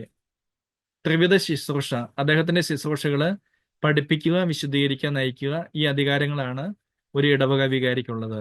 നിയമനം, ഇടവക വികാരിയെ നിയമിക്കാനുള്ള അവകാശം രൂപതാമെത്രാന് മാത്രമാണ്. അധികാര പരിധി ഭരമേൽപ്പിക്കപ്പെട്ട ഇടവകയിൽ മാത്രം. അപ്പൊ ഇടവക വികാരി ആരാണ്? ഒരു വൈദികനായിരിക്കണം. അദ്ദേഹത്തിന് 3 ദൗത്യങ്ങളാണുള്ളത്. അദ്ദേഹത്തിന്റെ നിയമനം നടത്തുന്നത് രൂപതാമെത്രാനാണ്. അദ്ദേഹത്തിന്റെ അധികാര പദവി ഭരമേൽപ്പിക്കപ്പെട്ട ഇടവകയിൽ മാത്രമാണെന്നും കൃത്യ നിയമത്തിൽ പറഞ്ഞു വെച്ചിരിക്കുന്നത്. ഇടവക ഭരണസമിതികളെ പറ്റി വീണ്ടും നമ്മുടെ ഈ പുസ്തകത്തിൽ 6-ാം അധ്യായത്തിൽ പറഞ്ഞു വെക്കുന്നുണ്ട്. ഇടവകയിലെ ഭരണസമിതികള്, ഇടവക പൊതുയോഗം, എല്ലാ ഇടവകാംഗങ്ങളുടെയും പൊതുസംഘമാണ് ഇടവക പൊതുയോഗം എന്നുകൊണ്ട് അർത്ഥമാക്കുന്നത്. അപ്പം ഓരോ ഇടവകയിലും പൊതുയോഗമുണ്ട്. ആ പൊതുയോഗത്തിൽ പങ്കെടുക്കേണ്ടത് ഓരോ കുടുംബത്തിലെയും കുടുംബനാഥന്മാരാണ് ഈ പൊതുയോഗത്തിൽ പങ്കെടുക്കേണ്ടത്. ഇടവക പ്രതിനിധി യോഗം എന്ന് വെച്ചാൽ പാരിഷ് കൗൺസിൽ, ഇടവകയുടെ ഓരോ വാർഡിൽ നിന്നും തിരഞ്ഞെടുക്കപ്പെട്ട 2 അല്ലെങ്കിൽ 3 പേരാണ് ഇടവക പ്രതിനിധി യോഗം അല്ലെങ്കിൽ പാരിഷ് കൗൺസിൽ മെമ്പറായിട്ട് വരുന്നത്. കൈക്കാര സമിതി, സാമ്പത്തിക നടത്തിപ്പ്. സാധാരണഗതിയിൽ ഓരോ ഇടവകയിലും 4 പേരടങ്ങുന്ന ഒരു കൈക്കാരന്മാരുടെ സമിതി ഉണ്ടായിരിക്കും. അവരും ഇടവകയുടെ ഭരണസമിതിയിൽ ഉൾപ്പെടുന്നവരാണ്. ഇടവക ഭരണത്തിൽ സഹായിക്കാൻ പ്രത്യേക നിയമം അനുസരിച്ച് സമിതികൾ സ്ഥാപിക്കണം. പൊതുയോഗം, പ്രതിനിധി യോഗം, കൈക്കാര സമിതി. ഈ 3 സമിതികളാണ് വികാരിയച്ഛനെ ഇടവക മുമ്പോട്ട് നയിക്കാൻ വേണ്ടി സഹായിക്കുന്ന സമിതികൾ എന്നുള്ള കാര്യം മനസ്സിൽ സൂക്ഷിക്കുക. ഇടവക രജിസ്ട്രേഷൻ, ഓരോ ഇടവകയിലും സൂക്ഷിക്കേണ്ട രജിസ്റ്ററുകളെ പറ്റിയാണ്. മാമോദീസ രജിസ്റ്റർ, റീത്തമാറ്റ രജിസ്റ്റർ, വിവാഹം, തിരുപ്പട്ട സ്വീകരണം എന്നിവ രേഖപ്പെടുത്തണം. വിവാഹ മരണ രജിസ്റ്റർ, വിവാഹ മരണം, മറ്റു കാര്യങ്ങൾ കൃത്യമായി രേഖപ്പെടുത്തി സൂക്ഷിക്കണം. രേഖാലയം, എല്ലാ ഇടവകളിലും ഒരു പ്രത്യേക രേഖാലയം ഉണ്ടായിരിക്കണം. ഈ കാര്യങ്ങൾ രജിസ്ട്രേഷനുമായിട്ട് ബന്ധപ്പെട്ടതാണ്. ഒരു വികാരിയെ പിതാവ്, ബിഷപ്പ് നിയമിച്ചു കഴിഞ്ഞാൽ, രൂപതാമെത്രാൻ നിയമിച്ചു കഴിഞ്ഞാൽ അദ്ദേഹത്തിന്റെ അധികാരം നഷ്ടപ്പെടുന്ന ചില അവസരങ്ങളുണ്ട്. അത് ഇവയൊക്കെയാണ്. രാജ്യസ്വീകരണം, മെത്രാൻ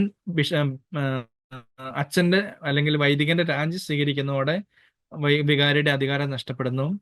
കാലാവധി പൂർത്തിയാക്കുക, ഇപ്പോൾ ഒരാളെ നിയമിക്കുന്നത് 3 വർഷത്തേക്കാണെങ്കിൽ അല്ലെങ്കിൽ 5 വർഷത്തേക്കാണെങ്കിൽ ആ നിശ്ചിത കാലാവധി അവസാനിക്കുന്നതോടെ അദ്ദേഹത്തിന്റെ അധികാരം നഷ്ടപ്പെടുന്നു.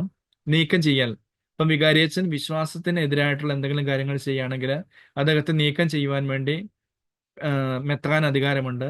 അധികാരികൾ നീക്കം ചെയ്യുന്നതോടെ വികാരിയുടെ അധികാരം നഷ്ടപ്പെടുന്നു. സ്ഥലമാറ്റം, ഒരു ഇടവകയിൽ നിന്ന് മറ്റൊരു ഇടവകയിൽ സ്ഥലമാറ്റം ലഭിക്കുന്നതോടുകൂടി വികാരിയുടെ അധികാരം നഷ്ടപ്പെടുന്നു. ഇപ്പം രാജിവെക്കുന്നത് സ്വാഭാവികമായിട്ടും 75 വയസ്സ് പൂർത്തിയാകുമ്പോഴാണ് വൈദികര് രാജി പിതാവിന് സമർപ്പിക്കുന്നത്.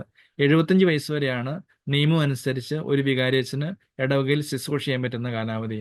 രാജ്യസ്വീകരണം, കാലാവധി പൂർത്തിയാക്കൽ, നീക്കം ചെയ്യൽ, സ്ഥലമാറ്റം എന്നിവയിലൂടെയാണ് വികാരിയുടെ അധികാരം നഷ്ടപ്പെടുന്നത് എന്നുള്ള കാര്യം നിങ്ങൾ മനസ്സിലാക്കുക.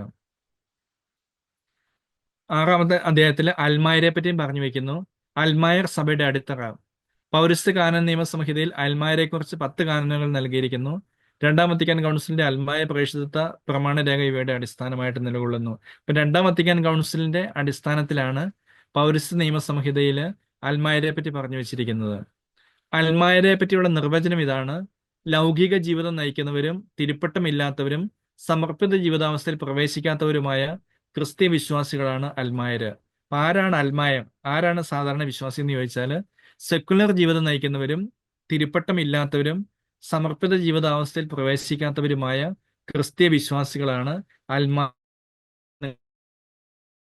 കാര്യമാണ്. അൽമായരുടെ ദൗത്യം 3 മാനങ്ങൾ ഉണ്ടെന്ന് നിയമസംഹിതയിൽ പറഞ്ഞു വെച്ചിട്ടുണ്ട്.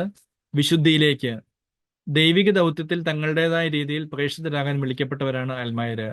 ലൗകിക ദൗത്യം, ലോകത്തിലെ കാര്യങ്ങൾ ദൈവഹിതമനുസരിച്ച് ക്രമീകരിക്കുക എന്നുള്ളത് അൽമായരുടെ ദൗത്യമാണ്.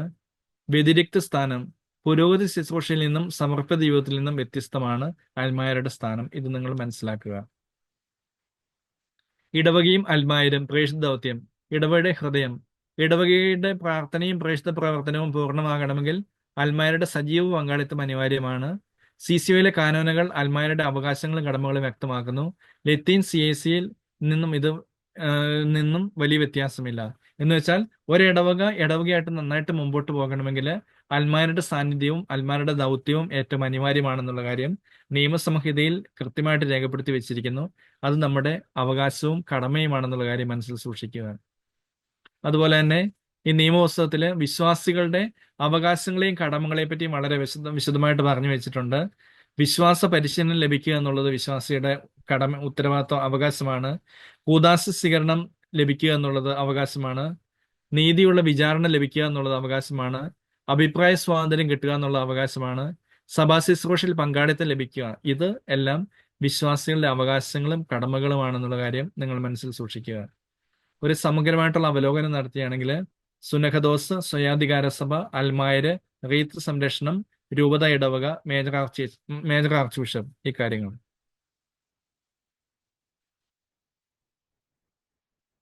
അടുത്ത 7-ാമത്തെ അധ്യായമാണ്. കാനന നിയമസംഹിതയില് വിശ്വാസികളുടെ അവകാശങ്ങളും കടമകളും. 67-ാമത്തെ പേജ് മുതലാണ് ഈ 7-ാമത്തെ അധ്യായം നമ്മൾ കാണുന്നത്.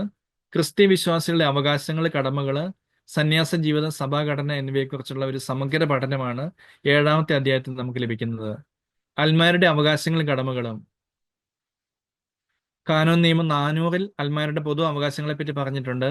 എല്ലാ ക്രിസ്ത്യ വിശ്വാസികൾക്കും പൊതുവായ അവകാശങ്ങൾക്കും കടമകൾക്കും പുറമെ അൽമാർക്ക് പ്രത്യേക അവകാശങ്ങളും കടമകളുമുണ്ട്. ഇപ്പൊ കാനോൻ നിയമസംഹിതയിലെ 7 മുതൽ 26 വരെയുള്ള കാനോനുകളില് ക്രിസ്ത്യ വിശ്വാസികൾക്ക് ബാധകമായ എല്ലാ അവകാശങ്ങളും അൽമായർക്കും ബാധകമാണ്. അപ്പൊ 7 മുതൽ 26 വരെയുള്ള കാനോന നിയമ സംഹിതയില് നമ്മൾ വായിക്കുന്നത്, മനസ്സിലാക്കുന്നത് ക്രിസ്ത്യ വിശ്വാസികൾ പാലിക്കേണ്ട അവകാശങ്ങളെ പറ്റിയും കടമകളെ പറ്റിയുമാണ്. അത് എല്ലാ അൽമായർക്കും ബാധകമാണെന്ന് നിയമത്തിൽ പറഞ്ഞു വയ്ക്കുന്നു. പ്രത്യേക അവകാശങ്ങൾ, ഈ ശീർഷത്തെ പ്രതിപാദിക്കുന്ന അധിക അവകാശങ്ങളും കടമകളും അൽമായർക്ക് സവിശേഷമായിട്ട് ബാധകമാണ്. അൽമായരുടെ വിളിയും ദൗത്യവും എന്താണെന്നാണ് അടുത്തതായിട്ട് പറയാൻ പോകുന്നത്. ലൗകിക ജീവിതത്തിലെ സാക്ഷ്യം. അൽമായർ തങ്ങളുടെ സ്വകാര്യ, കുടുംബ, രാഷ്ട്രീയ, സാമൂഹിക ജീവിതത്തിൽ ക്രിസ്തുവിന് സാക്ഷ്യം വഹിക്കണം. അപ്പോൾ ഒരു സാക്ഷി ജീവിതം നയിക്കാൻ വേണ്ടിയാണ് അൽമായര് വിളിക്കപ്പെട്ടിരിക്കുന്നത് എന്നുള്ള കാര്യം നിങ്ങൾ മനസ്സിൽ സൂക്ഷിക്കുക. സുവിശേഷ മൂല്യങ്ങൾ പ്രകടിപ്പിക്കുക, നീതിപരമായ സമൂഹത്തിനായി നിലകൊള്ളുക, വിശ്വാസം, പ്രത്യാശ, ഉപവി എന്നിവ പ്രതിഫലിപ്പിക്കുക. ഇതെല്ലാം അൽമായരുടെ വിളിയും ദൗത്യമാണെന്നുള്ള കാര്യം നിയമത്തിൽ കൃത്യമായിട്ട് രേഖപ്പെടുത്തി വെച്ചിരിക്കുന്നു. ലൗകിക കാര്യങ്ങളെ സ്വാതന്ത്ര്യം, തുല്യ സ്വാതന്ത്ര്യം. ഭൗമിക കാര്യങ്ങളിൽ മറ്റു പൗരന്മാർക്കുള്ള സ്വാതന്ത്ര്യം അൽമായർക്കും അവകാശമുള്ളതാണ്. സഭാ പഠനം. സ്വാതന്ത്ര്യം വിനിയോഗിക്കുമ്പോൾ സഭയുടെ ഔദ്യോഗിക പഠനങ്ങൾ കണക്കിലെടുക്കണം. 3, അഭിപ്രായ സ്വാതന്ത്ര്യം. സ്വന്തം അഭിപ്രായം സഭാ പഠനമായി അവതരിപ്പിക്കരുത്. ആരാധനയിലെ പങ്കാളിത്തം എന്ന് വെച്ചാൽ ഉദ്ദേശിക്കുന്ന ഇതാണ്: സഭയുടെ ലിറ്റർജിയിൽ, ആരാധനാക്രമത്തിൽ സജീവമായി പങ്കെടുക്കാനുള്ള അവകാശവും കടമയും ഓരോ അൽമായ വിശ്വാസികൾക്കും ഉണ്ടെന്നുള്ള കാര്യം വളരെ വ്യക്തമായിട്ട് രേഖപ്പെടുത്തി വെച്ചിരിക്കുന്നു. ദൈവശാസ്ത്ര പഠനം. യോഗ്യതാ സംബന്ധമായ ആവശ്യങ്ങൾ പൂർത്തിയാക്കിക്കൊണ്ട് തക്ക അധികാരിയിൽ നിന്നും വിശുദ്ധ ശാസ്ത്രങ്ങളിൽ പൂർണ്ണമായ ഒരു അധ്യയന കൽപ്പന ലഭിക്കാൻ അൽമായർക്ക് അർഹതയുണ്ട്. എന്ന് വെച്ചാൽ നിങ്ങളിപ്പം പഠിക്കുന്നത് പോലെ തിയോളജി പഠിക്കുവാൻ ഏതെങ്കിലും യൂണിവേഴ്സിറ്റികളിൽ ചേർന്ന് പഠിക്കാനോ അല്ലെങ്കിൽ ഏതെങ്കിലും സ്ഥാപനങ്ങളിൽ ചേർന്ന് ദൈവശാസ്ത്രം പഠിക്കുവാൻ ഓരോ അൽമായർക്കും അവകാശവും കടമയും ഉണ്ടെന്നുള്ള കാര്യം കൃത്യമായിട്ട് രേഖപ്പെടുത്തി വെച്ചിരിക്കുന്നു. സംഘടനാ സ്വാതന്ത്ര്യം. സംഘടനകൾ സ്ഥാപിക്കാനും പരസ്പര സഹകരണം ഉറപ്പുവരുത്തുവാനും സഭയുടെ നന്മയ്ക്കും സമൂഹത്തിന് ഉന്നമനത്തിനു വേണ്ടി പ്രവർത്തിക്കുവാനും ഓരോ അൽമായനും കടമയുണ്ടെന്ന് കൃത്യമായിട്ടും നിയമത്തിൽ രേഖപ്പെടുത്തി വെച്ചിരിക്കുന്നു. സുവിശേഷ പ്രഘോഷണം, വിവാഹ ദൗത്യവും.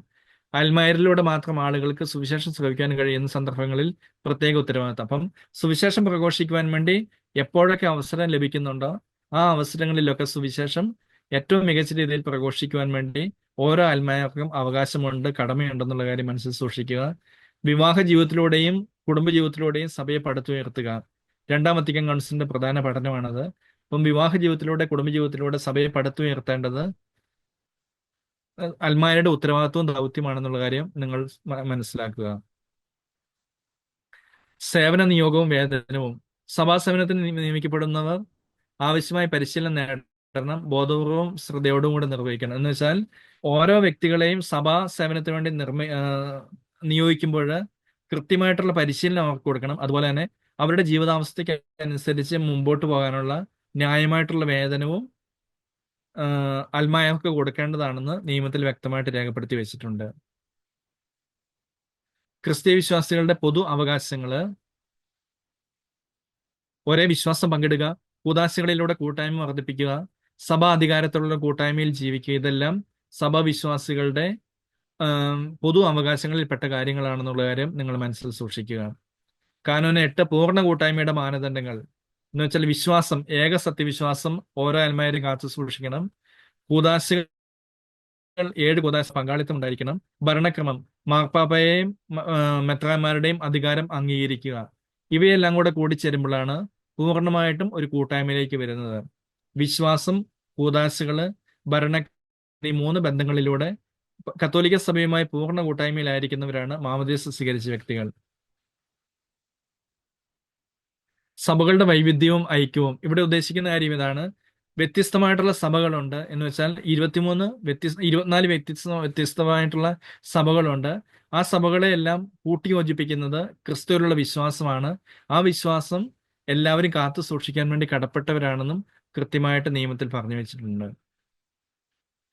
കാനൻ 11 ഘടനാപരമായ സമത്വം. എല്ലാ വിശ്വാസികൾക്കും മൗലിക സമത്വം ആവശ്യമാണ്. വൈവിധ്യം, ഭിന്ന ദൗത്യങ്ങളും ചുമതലകളും, സഭാ നിർമ്മാണം, അൽമായർ, പുരോഹിതർ, സന്യസ്തർ ഒരുമിച്ച്, സഹകരണം, ക്രിസ്തുവിന്റെ ശരീരം പടുത്തുയർത്താൻ എന്ന് വെച്ചാൽ എല്ലാ വിശ്വാസികൾക്കും ഒരേ രീതിയിൽ സഭയെ കെട്ടിപ്പടുക്കുവാൻ വേണ്ടിയുള്ള അവകാശവും കടമയും ഉണ്ടെന്ന് 11ാമത്തെ കാനോനയ്ക്കകത്ത് കൃത്യമായിട്ട് പറഞ്ഞു വെച്ചിരിക്കുന്നു. ഇനി ബാക്കിയെല്ലാം ഇതുമായിട്ട് ബന്ധപ്പെട്ട കാനോനകളാണ് 26 വരെയുള്ള നിയമത്തിൽ നമുക്ക് കാണാൻ വേണ്ടി സാധിക്കുന്നത്. പ്രധാനപ്പെട്ട ഒരു കാര്യം, കത്തോലിക്ക എന്ന പേര് സഭാധികാരികളുടെ സമ്മതം ലഭിക്കാത്ത പക്ഷം ഒരു സംരംഭത്തിനും കത്തോലിക്ക എന്ന പേരിന് അർഹത ഉണ്ടാവുകയില്ല. അപ്പൊ നമ്മളൊരു സംഘടന രൂപീകരിക്കുന്നു. കത്തോലിക്ക വിശ്വാസികൾക്ക് സംഘടനകൾ രൂപീകരിക്കാൻ വേണ്ടി അവകാശമുണ്ട്. ഈ സംഘടനകൾ രൂപീകരിക്കുമ്പോൾ കത്തോലിക്ക എന്ന പേര് കൂട്ടിച്ചേർക്കണമെങ്കിൽ സഭാധികാരികളുടെ അംഗീകാരം വേണം. ആ അംഗീകാരം ഇല്ലാതെ ഒരിക്കലും കത്തോലിക്ക എന്ന പേര് കൂട്ടിച്ചേർക്കാൻ വേണ്ടി പാടില്ല എന്നാണ് പറഞ്ഞു വയ്ക്കുന്നത്. വിദ്യാഭ്യാസവും ജീവിതാവസ്ഥയും. ക്രൈസ്തവ വിശ്വാസം അറിയുവാനും പരിശീലിക്കുവാനും വിദ്യാഭ്യാസം ലഭിക്കുവാനുമുള്ള അവകാശം ഓരോ ക്രൈസ്തവ വിശ്വാസിക്കുമുണ്ട്. ജീവിതാവസ്ഥ തിരഞ്ഞെടുക്കുന്നതിൽ ഏതുവിധ സമ്മർദ്ദത്തിൽ നിന്നും സ്വതന്ത്രരായിരിക്കുവാൻ അവകാശമുണ്ട് എന്നുള്ള കാര്യം നിങ്ങൾ മനസ്സിൽ സൂക്ഷിക്കുക. കാനോൻ 23 വളരെ പ്രധാനപ്പെട്ടതാണ്. ഒരു വ്യക്തിയുടെ സൽപ്പേര് നിയമവിരുദ്ധമായി നശിപ്പിക്കാൻ ആർക്കും അനുവാദമില്ല. എന്ന് വെച്ചാൽ ഒരാളുടെ സൽപ്പേരിന് കളങ്കം വരുത്തുന്ന രീതിയിൽ സംസാരിക്കുവാനോ പ്രവർത്തിക്കുവാനോ ഇടപെടുവാനോ ഒരു വിശ്വാസിക്കും അവകാശമില്ല എന്നുള്ളതാണ് 23ാമത്തെ നിയമത്തിനകത്ത് പറഞ്ഞു വയ്ക്കുന്നത്. അങ്ങനെ ഒരാളുടെ വ്യക്തിപരമായിട്ടുള്ള മഹത്വം നഷ്ടപ്പെടുകയാണെങ്കിൽ അദ്ദേഹത്തിന് നിയമപരമായിട്ടുള്ള സഭാ കോടതിയിൽ നിയമപരമായിട്ടുള്ള കാര്യങ്ങൾക്ക് വേണ്ടി മുമ്പോട്ട് പോകാമെന്നും നിയമത്തിൽ പറഞ്ഞു വെച്ചിരിക്കുന്നു. 7ാമത്തെ ചാപ്റ്ററിന്റെ പ്രധാനപ്പെട്ട ഭാഗങ്ങൾ അവിടെ കഴിഞ്ഞു. ഇനി 8ാമത്തെ ചാപ്റ്ററിൽ അധ്യായത്തിൽ പറഞ്ഞു വെച്ചിരിക്കുന്നത് 79 മുതലുള്ള പേജുകളിൽ സന്യാസ ജീവിതത്തെ പറ്റിയാണ് പറഞ്ഞു വെച്ചിരിക്കുന്നത്. 410ാമത്തെ നിയമത്തിനകത്ത് സന്യാസ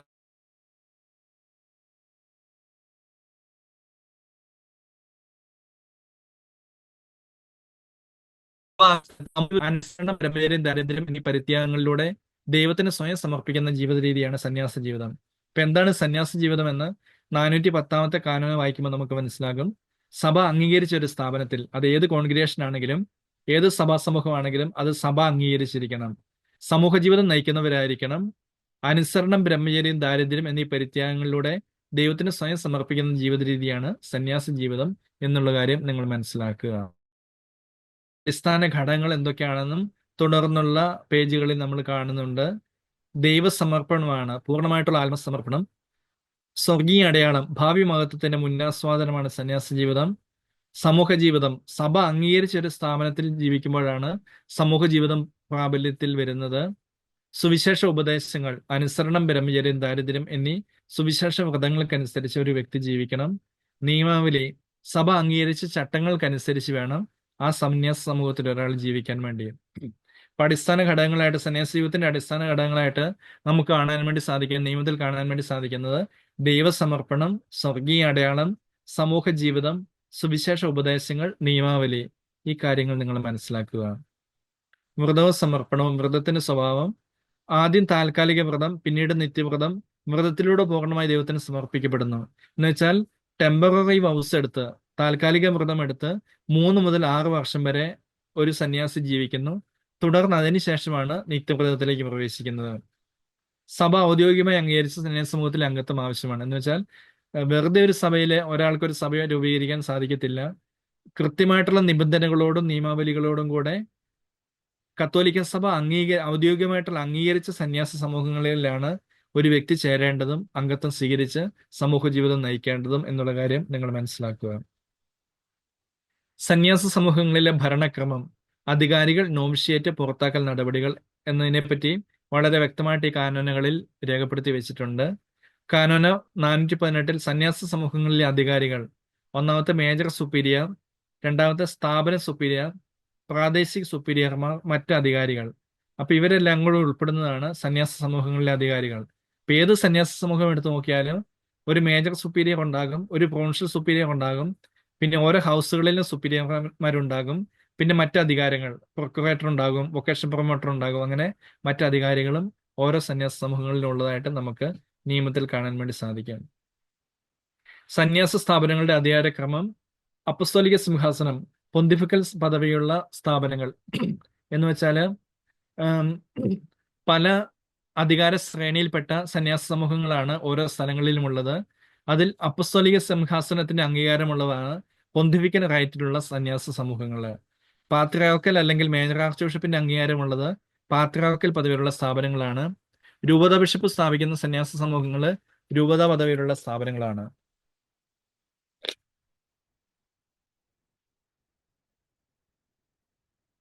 450 കാനോനയില് നോവിഷ്യറ്റിലേക്ക് പ്രവേശിക്കാൻ പാടില്ലാത്തവർ ആരൊക്കെയാണെന്ന് പറഞ്ഞു വെച്ചിട്ടുണ്ട്. എന്ന് വെച്ചാൽ ഒരാള് ആർത്തിയായിട്ട് ചേർന്ന് കഴിയുമ്പോൾ നിശ്ചിത കാലഘട്ടത്തിലെ പരിശീലനത്തിന് ശേഷം ആസ്പിരൻസിക്കും പോസ്റ്റുലൻസിക്കും ഒക്കെ ശേഷമാണ് നോവിഷ്യറ്റിലേക്ക് പ്രവേശിക്കുന്നത്. നോവിഷ്യറ്റിലേക്ക് പ്രവേശിക്കാൻ പാടില്ലാത്തവർ ആരാണെന്ന് 450 നിയമത്തിൽ പറഞ്ഞു വെച്ചിട്ടുണ്ട്. അകത്തോലിക്കര്, ഏതെങ്കിലും കാനോനികമായിട്ടുള്ള സഭാപരമായിട്ടുള്ള ശിക്ഷയിൽപ്പെട്ടവര്, ശിക്ഷാ നടപടി നേരിടുന്നവര്, പ്രായപരിധി പൂർത്തിയാകാത്തവര്, ബലപ്രയോഗത്താൽ പ്രവേശിക്കുന്നവര്, വിവാഹബന്ധം നിലനിൽക്കുന്നവര്, മറ്റൊരു സന്യാസ ബന്ധമുള്ളവര്. അപ്പൊ ഇവരൊന്നും ഒരിക്കലും നോവിഷ്യറ്റിലേക്ക് പ്രവേശിക്കാൻ പാടില്ലാത്തവരാണെന്ന് സഭാ നിയമത്തിൽ പറഞ്ഞു വെച്ചിരിക്കുന്നു. ഒരു സഭയിൽ നിന്ന് പുറത്താക്കുന്ന നടപടികൾ നിത്യവ്രതം നടത്തിയ അംഗങ്ങളെ സംബന്ധിച്ച നിയമവ്യവസ്ഥകളാണ്.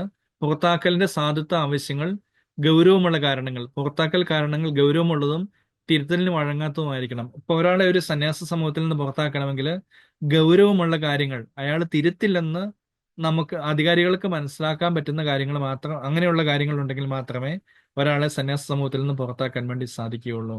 മുന്നറിയിപ്പുകൾ: 2 മുന്നറിയിപ്പുകൾ നൽകിയിരിക്കണം. സ്വയം പ്രതിരോധിക്കാൻ അവസരം നൽകിയിരിക്കണം.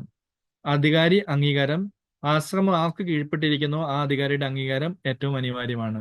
ഈ കാര്യങ്ങളൊക്കെ പുറത്താക്കലിന്റെ ആവശ്യങ്ങളാണെന്നുള്ള കാര്യം മനസ്സിലാക്കുക. പുറത്താക്കൽ കൽപ്പനയും അപ്പീലും. പ്രഖ്യാപനം: അംഗത്തിന് പുറത്താക്കൽ അറിയിപ്പ് കൊടുക്കുന്നു. അപ്പോൾ ഒരാളെ ഒരു സഭാ സമൂഹത്തിൽ നിന്ന് പുറത്താക്കണമെങ്കിൽ അദ്ദേഹത്തെ പുറത്താക്കാൻ പോവുകയാണെന്നുള്ള ഒരു പ്രഖ്യാപനം നടത്തിയിരിക്കണം. പിന്നെ അദ്ദേഹത്തിന് അപ്പീൽ സമർപ്പിക്കുന്നു. സസ്പെൻസീവ് ഫലത്തോടെ അപേക്ഷ എന്ന് വെച്ചാൽ ഒരാളെ പുറത്താക്കാൻ വേണ്ടി തീരുമാനിച്ചു കഴിഞ്ഞാൽ അദ്ദേഹത്തിന് മേലധികാരികളുടെ അടുത്ത് അപ്പീൽ സമർപ്പിക്കാനുള്ള അവകാശമുണ്ട്. ഈ അപ്പീല് മേജർ സുപ്പീരിയർ പരിശോധിക്കുന്നു. പിന്നീട് അവസാന വിധി യോഗ്യ അതോറിറ്റിയുടെ അന്തിമ തീരുമാനം വരുന്നു. അപ്പോൾ ഒരാളെ പുറത്താക്കണമെങ്കിൽ ഒരു പ്രഖ്യാപനം നടത്തുന്നു, തക്ക കക്ഷി അതിനെതിരെ അപ്പീൽ സമർപ്പിക്കുന്നു. ഈ അപ്പീല് മേജർ സുപ്പീരിയർ പരിശോധിക്കുന്നു. അവസാനം നിൽക്കണോ വിടണോ എന്നുള്ള കാര്യത്തെപ്പറ്റി അവസാന വിധിയും വരുന്നു. പുറത്താക്കൽ കൽപ്പന ഉടൻ ബന്ധപ്പെട്ട അംഗത്തെ അറിയിക്കണം. അംഗത്തിന് അപ്പീൽ സമർപ്പിക്കാനുള്ള അവകാശമുണ്ട്. അപ്പീൽ സമയത്ത് കൽപ്പനയുടെ ഫലം തടഞ്ഞു നിർത്താം. ഇത് നിയമപരമായിട്ടുള്ള കാര്യമാണെന്നുള്ള കാര്യം മനസ്സിലാക്കുക. ബാക്കി വ്യത്യസ്തമായിട്ടുള്ള രീതിയിൽ സഭയിൽ ജീവിക്കുന്ന ആളുകളെ പറ്റിയുള്ള നിയമ കാര്യങ്ങളാണ് പറഞ്ഞു വെച്ചിരിക്കുന്നത്. എന്നുവെച്ചാൽ മറ്റ് തരത്തിൽപ്പെട്ട ആളുകൾ, സന്യാസ സമൂഹങ്ങൾ തമ്മിലുള്ള ബന്ധം, മാറ്റം, അങ്ങനെയുള്ള കാര്യങ്ങളെ പറ്റിയുള്ളതാണ് പ്രധാനമായിട്ടും പറഞ്ഞു വെച്ചിരിക്കുന്നത്. സന്യാസിയുടെ ഒരു അവലോകനം: സന്യാസ സമൂഹങ്ങൾ, ധാർമ്മിക സഭകൾ, സാധാരണ ജീവിതത്തിന്റെ സൊസൈറ്റികൾ, ഇവയെല്ലാം സന്യാസ ജീവിതത്തിന്റെ വിവിധ രൂപങ്ങളാണ്. ആശ്രമ ജീവിതം നയിക്കുന്ന സന്യാസികളുണ്ട്, സന്യാസ സമൂഹങ്ങളുണ്ട്, പൊതുജീവിത സംഘങ്ങളുണ്ട്. ഇവ ഓരോന്നിനും അതിൻ്റെതായിട്ടുള്ള ഭരണകർമ്മവും ദൗത്യവും ഉണ്ടെന്നുള്ള കാര്യവും നിയമത്തിൽ പ്രത്യേകമായിട്ട് രേഖപ്പെടുത്തി വെച്ചിരിക്കുന്നു. അടുത്തത് 9-ാമത്തെ അധ്യായം 96-ാമത്തെ പേജിൽ ആരംഭിക്കുന്നു. ദൈവാരാധന, പ്രത്യേകിച്ചും കൂദാശകള്. അപ്പൊ കൂദാശകൾ എങ്ങനെയാണ് സഭയിൽ പരികർമ്മം ചെയ്യുന്നത് എന്നതിനെ പറ്റിയുള്ള നിയമങ്ങളാണ് 96 മുതലുള്ള പേജുകളിൽ നമ്മൾ കാണുന്നത്. അതിൽ സമർപ്പിത ജീവിതം, സഭാ നിയമത്തിന്റെ സമർപ്പിത ജീവിത രൂപങ്ങളും അവരുടെ ചുറ്റുപാടുകളും.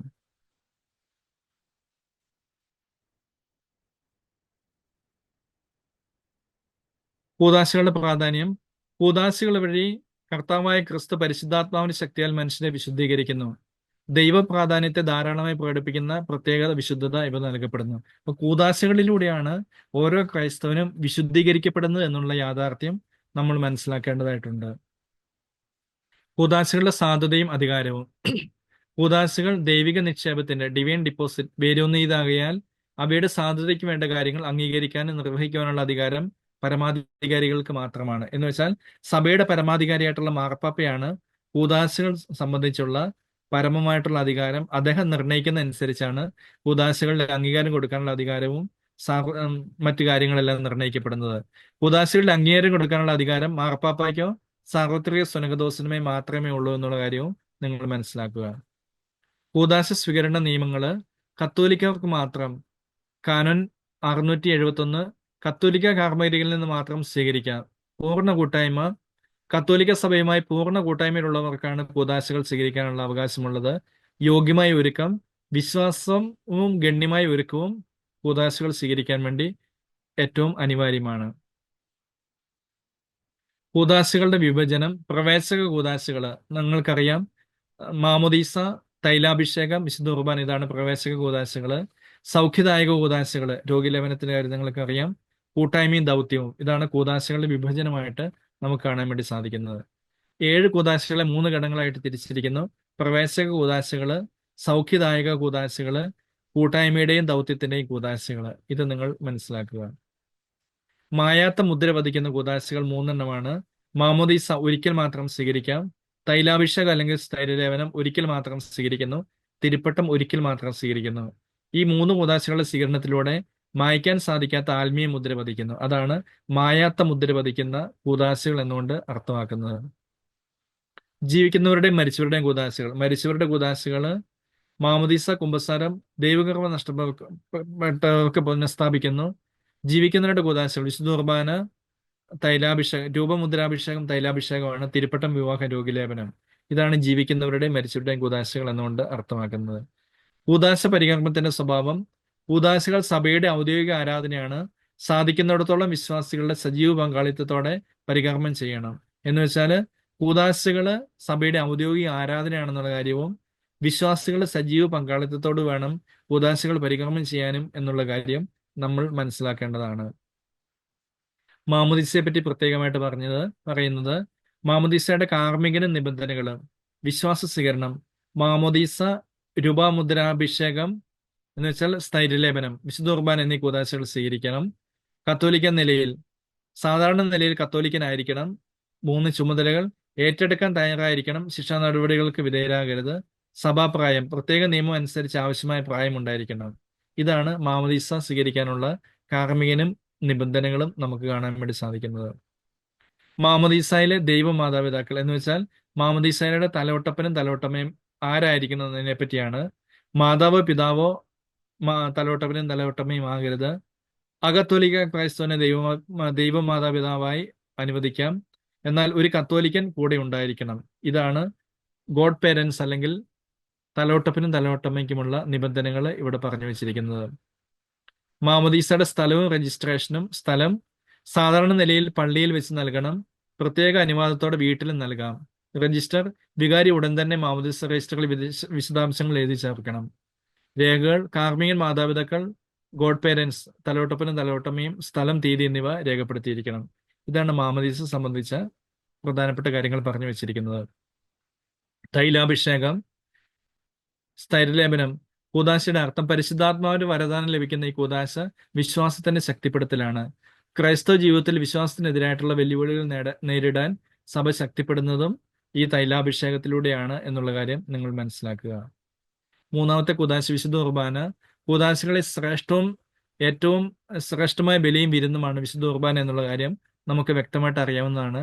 ഇതൊരു ബലിയാണ്, ദൈവത്തിനുള്ള കാഴ്ചയാണ്, ക്രിസ്തുവിന്റെ ശരീരരക്തങ്ങളുടെ പങ്കാളിത്തമാണ് എന്നുള്ള കാര്യവും വളരെ വ്യക്തമായിട്ട് ഈ പുസ്തകത്തിലും നിയമത്തിലും രേഖപ്പെടുത്തി വെച്ചിരിക്കുന്നു. വിശുദ്ധ കുർബാന കാർമ്മികത്വവും നിയമങ്ങളും. കാർമ്മികൻ, മെത്രാനോ വൈദികനോ മാത്രമേ വിശുദ്ധ കുർബാന അർപ്പിക്കാൻ അധികാരമുള്ളൂ. സഹകാർമ്മികത്വം. മെത്രാന്മാരും വൈദികരും ഒരുമിച്ച് ബലിയർപ്പിക്കുന്ന രീതി അഭികാമ്യമാണ്.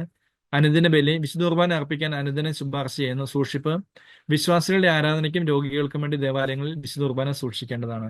ഇതാണ് വിശുദ്ധ കുർബാനയുടെ കാർമ്മികത്വവും നിയമങ്ങളും നമുക്ക് കാണാൻ വേണ്ടി സാധിക്കുന്നത്. അനുരഞ്ജന കൂദാശ, കുമ്പസാരം, ഇതിനെപ്പറ്റി നിങ്ങൾക്ക് വ്യക്തമായിട്ട് അറിയാവുന്നതാണ്. അതിനെപ്പറ്റിയുള്ള നിയമങ്ങൾ 718 മുതൽ 736 വരെയുള്ള നിയമങ്ങളിൽ നമ്മളത് വായിക്കുന്നുമുണ്ട്. രോഗിലേപനം, രോഗികളായിട്ടുള്ളവർക്ക് കൊടുക്കുന്ന സൗഖ്യദായകമായിട്ടുള്ള കൂദാശയാണ് രോഗിലേപനം. തിരുപ്പട്ടം സ്വീകരിച്ചവർക്ക് മാത്രമേ രോഗിലേപനം പരികർമ്മം ചെയ്യുവാൻ വേണ്ടി അധികാരമുള്ളൂ എന്നുള്ള കാര്യം നിങ്ങൾ മനസ്സിലാക്കുക. വിവാഹ കൂദാശ, കാനോനിക നിയമങ്ങളിലെ വിവാഹത്തിന്റെ സ്ഥാനവും ചട്ടക്കൂടും.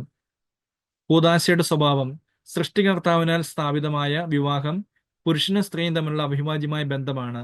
മാമോദീസ സ്വീകരിച്ചവർ തമ്മിലുള്ള സാധുവായ വിവാഹം ഒരു കൂദാശയാണ്.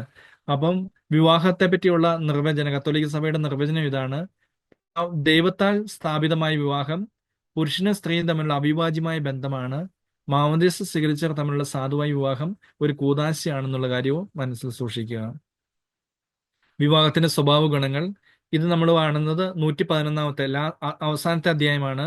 വിവാഹത്തെക്കുറിച്ചുള്ള കാനൻ നിയമങ്ങൾ 111-ാമത്തെ പേജ് നമുക്ക് കാണാൻ വേണ്ടി സാധിക്കും. വിവാഹത്തിന്റെ സ്വഭാവ ഗുണങ്ങൾ: ഏകത്വം എന്ന് വെച്ചാൽ ഒരു പുരുഷനും ഒരു സ്ത്രീ മാത്രം, അവിഭാജ്യത, മരണം വരെ നിലനിൽക്കുന്ന ബന്ധം, കൂദാശ, ദൈവകൃപയുടെ ഉറവിടം. ഇതാണ് വിവാഹത്തിന്റെ സ്വഭാവ ഗുണങ്ങൾ. വിവാഹ നിയമത്തിന്റെ ചട്ടക്കൂട് എന്ന് പറഞ്ഞാൽ സഭാ നിയമം, സിവിൽ നിയമം, ദൈവിക നിയമം. വിവാഹത്തിന്റെ നിയമാനുകൂല്യം 779-ാമത്തെ നിയമത്തിൽ പറഞ്ഞു വെച്ചിട്ടുണ്ട്.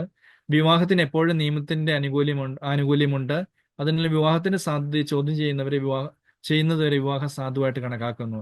വിവാഹത്തിന്റെ വ്യക്തിപരവും സാമൂഹികവുമായ ലക്ഷ്യങ്ങൾ സംരക്ഷിക്കാൻ പൊതു അധികാരികൾ കടപ്പെട്ടിരിക്കുന്നു. എന്ന് വെച്ചാൽ വിവാഹം ക്രൈസ്തവ പാരമ്പര്യം അനുസരിച്ച് നമ്മൾ പരികർമ്മം ചെയ്യുമ്പോൾ അതിന് നിയമപരമായിട്ടുള്ള സാധ്യതയും കൂടി ഉണ്ടെന്നുള്ള കാര്യം മനസ്സിലാക്കേണ്ടതാണ്. മിശ്ര വിവാഹ നിയമങ്ങൾ, കാനോന 780. കത്തോലിക്കരും അകത്തോലിക്കരും തമ്മിലുള്ള വിവാഹമാണ് മിശ്ര വിവാഹം എന്നുകൊണ്ട് അർത്ഥമാക്കുന്നത്. കത്തോലിക്കനും മാമോദീസ സ്വീകരിച്ച അകത്തോലിക്കനും തമ്മിലുള്ള വിവാഹം ദൈവിക നിയമത്തിനും പ്രത്യേക സഭാ നിയമങ്ങൾക്കും വിധേയമാണ്. അകത്തോലിക്കന്റെ സഭാ സമൂഹത്തിന്റെ നിയമങ്ങളും പരിഗണിക്കേണ്ടതാണ്. ഇതാണ് മിശ്ര വിവാഹത്തെ പറ്റിയുള്ള നിയമങ്ങൾ. വീണ്ടും 10-ാമത്തെ അധ്യായത്തിൽ നമ്മൾ വിവാഹ ഒരുക്കവുമായിട്ട് ബന്ധപ്പെട്ട കാര്യങ്ങൾ കാണുന്നു. അജപാലനം എന്ന് വെച്ചാൽ വിവാഹത്തിന് ഒരുക്കമായിട്ട് വിശ്വാസ പരിശീലനം നൽകണം, വ്യക്തിപരമായിട്ടുള്ള ഉപദേശങ്ങൾ നൽകണം, വിശുദ്ധ കുർബാന സ്വീകരണം അനിവാര്യമാണ്. ഈ കാര്യങ്ങൾ വിവാഹ അന്വേഷണവും പരിശോധനയും. വിവാഹ തടസ്സമില്ലെന്ന് ഉറപ്പുവരുത്താൻ വേണ്ടി കാനോന നിയമം 784 അനുസരിച്ച് ഓരോ വിവാഹത്തിന് മുമ്പായിട്ടും അന്വേഷണം നടത്തേണ്ടതാണ്. വിവാഹ പരസ്യം, തടസ്സങ്ങൾ അറിയിക്കുന്നവർ വ്യവഹാരി അറിയിക്കണം. എന്ന് വെച്ചാൽ വിവാഹ പരസ്യം, വിവാഹം വിളിച്ചെല്ലാം നടത്തേണ്ടതാണ്. രേഖ കൈമാറ്റം, അന്വേഷണഫലം ആധികാരിക രേഖകളിലൂടെ അറിയിക്കേണ്ടതാണ്. അനുമതി സംശയമുണ്ടെങ്കിൽ രൂപതാധ്യക്ഷനെ അറിയിക്കേണ്ടതാണ്. അപ്പം വിവാഹത്തിന് ഒരു ഒരുക്കമുണ്ട്, ഒരു അന്വേഷണമുണ്ട്, അത് വിളംബരം ചെയ്യുന്നുണ്ട്, രേഖകൾ കൈമാറ്റം ചെയ്യുന്നുണ്ട്, അതിന് അനുമതി കിട്ടുന്നുണ്ട്. ഈ കാര്യങ്ങളെല്ലാം മനസ്സിലാക്കുക. വീണ്ടും അദ്ദേഹത്തിൽ പറഞ്ഞു വെച്ചിരിക്കുന്നത് വിവാഹ തടസ്സങ്ങളെ പറ്റിയാണ്. വിവാഹ തടസ്സങ്ങൾ പൊതുവായിട്ടും ഒരു വ്യക്തിയെ, എന്ന് വെച്ചാൽ വിവാഹ തടസ്സങ്ങൾ ഉണ്ടെങ്കിൽ ആ തടസ്സങ്ങൾ ഒരു വ്യക്തിയെ വിവാഹം ചെയ്യുന്നതിൽ നിന്നും തടസ്സപ്പെടുത്തുന്നു എന്നാണ് ഇവിടെ പറഞ്ഞു വെക്കുന്നത്. പ്രത്യേക അനുവാദം ആവശ്യമുള്ള വിവാഹങ്ങൾ, മതഭേദ വിവാഹം, വ്യത്യസ്ത മതവിവാഹങ്ങളിൽ പെട്ടവർക്ക് തമ്മിലുള്ള വിവാഹം, രഹസ്യബാധ്യത, മുൻബന്ധത്തിൽ നിന്നുള്ള ബാധ്യതയുള്ള വിവാഹം, പ്രായപൂർത്തിയാകാത്തവർ തമ്മിലുള്ള വിവാഹം, വിലക്കിയ വിവാഹം, ഇവയൊക്കെ പ്രത്യേക അനുവാദം ആവശ്യമുള്ള വിവാഹമാണ്. അതുപോലെ തന്നെ പ്രായപൂർത്തിയാകാത്തവരുടെ വിവാഹം നടന്നിട്ടുണ്ടെങ്കിൽ അത് സിവിൽ പരമായിട്ടും വലിയ കുറ്റമാണെന്നുള്ള കാര്യവും നമുക്കറിയാവുന്നതാണ്. വിവാഹ നിയമങ്ങളുടെ സംഗ്രഹം 776 മുതലാണ് വിവാഹ നിയമങ്ങൾ കാനോന നിയമ സംഹിതയിൽ കൊടുത്തിരിക്കുന്നത്. അനുവാദം കൊടുക്കുന്നതുമായിട്ട് ബന്ധപ്പെട്ട നിയമം 789 നമ്മൾ കാണുന്നു. ഇംപെഡിമെന്റ്സ്, തടസ്സങ്ങളുമായിട്ട് ബന്ധപ്പെട്ട നിയമങ്ങൾ 795 നമുക്ക് കാണാൻ വേണ്ടി സാധിക്കുന്നതാണ്.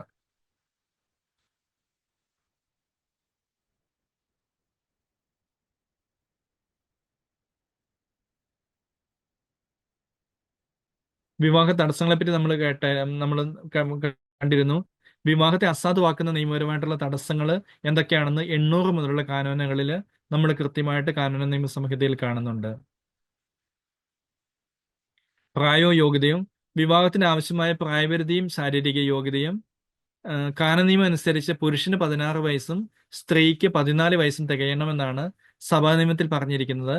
പക്ഷേ നിയമമായിട്ട് വിവാഹം നടത്തണമെങ്കിൽ ഓരോ രാജ്യത്തും നിലനിൽക്കുന്ന സിവിൽ നിയമങ്ങളും പാലിക്കേണ്ടതായിട്ടുണ്ട്.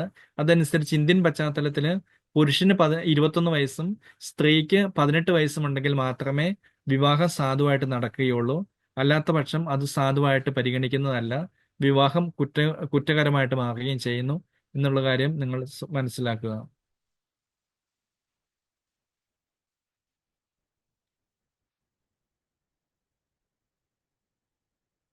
മിശ്ര വിവാഹങ്ങൾ എന്തൊക്കെയാണെന്നും 10-ാമത്തെ അധ്യായത്തിൽ നമ്മൾ വായിക്കുന്നുണ്ട്.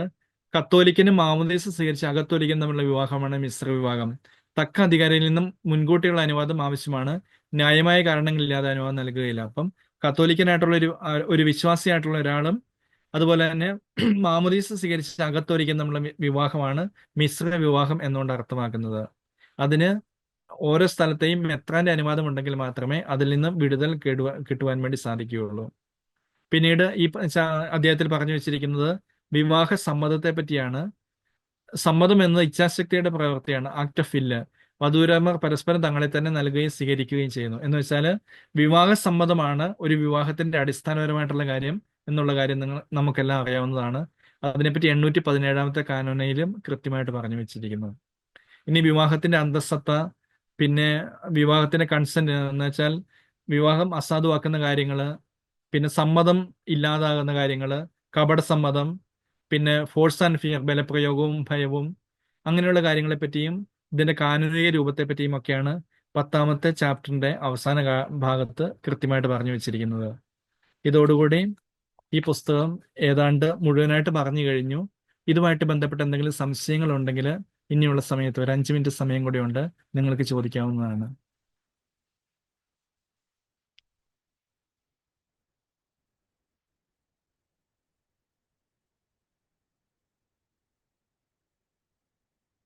ഈ 10 അധ്യായങ്ങള് പൊതുവായിട്ട് പറഞ്ഞു തന്നിരുന്നു.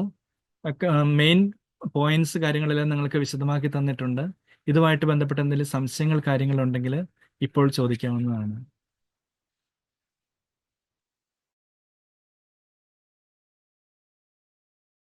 അച്ഛാ, ഈ ഇടവകാംഗങ്ങളും അൽമായരും തമ്മിലുള്ള വ്യത്യാസം എന്നാ?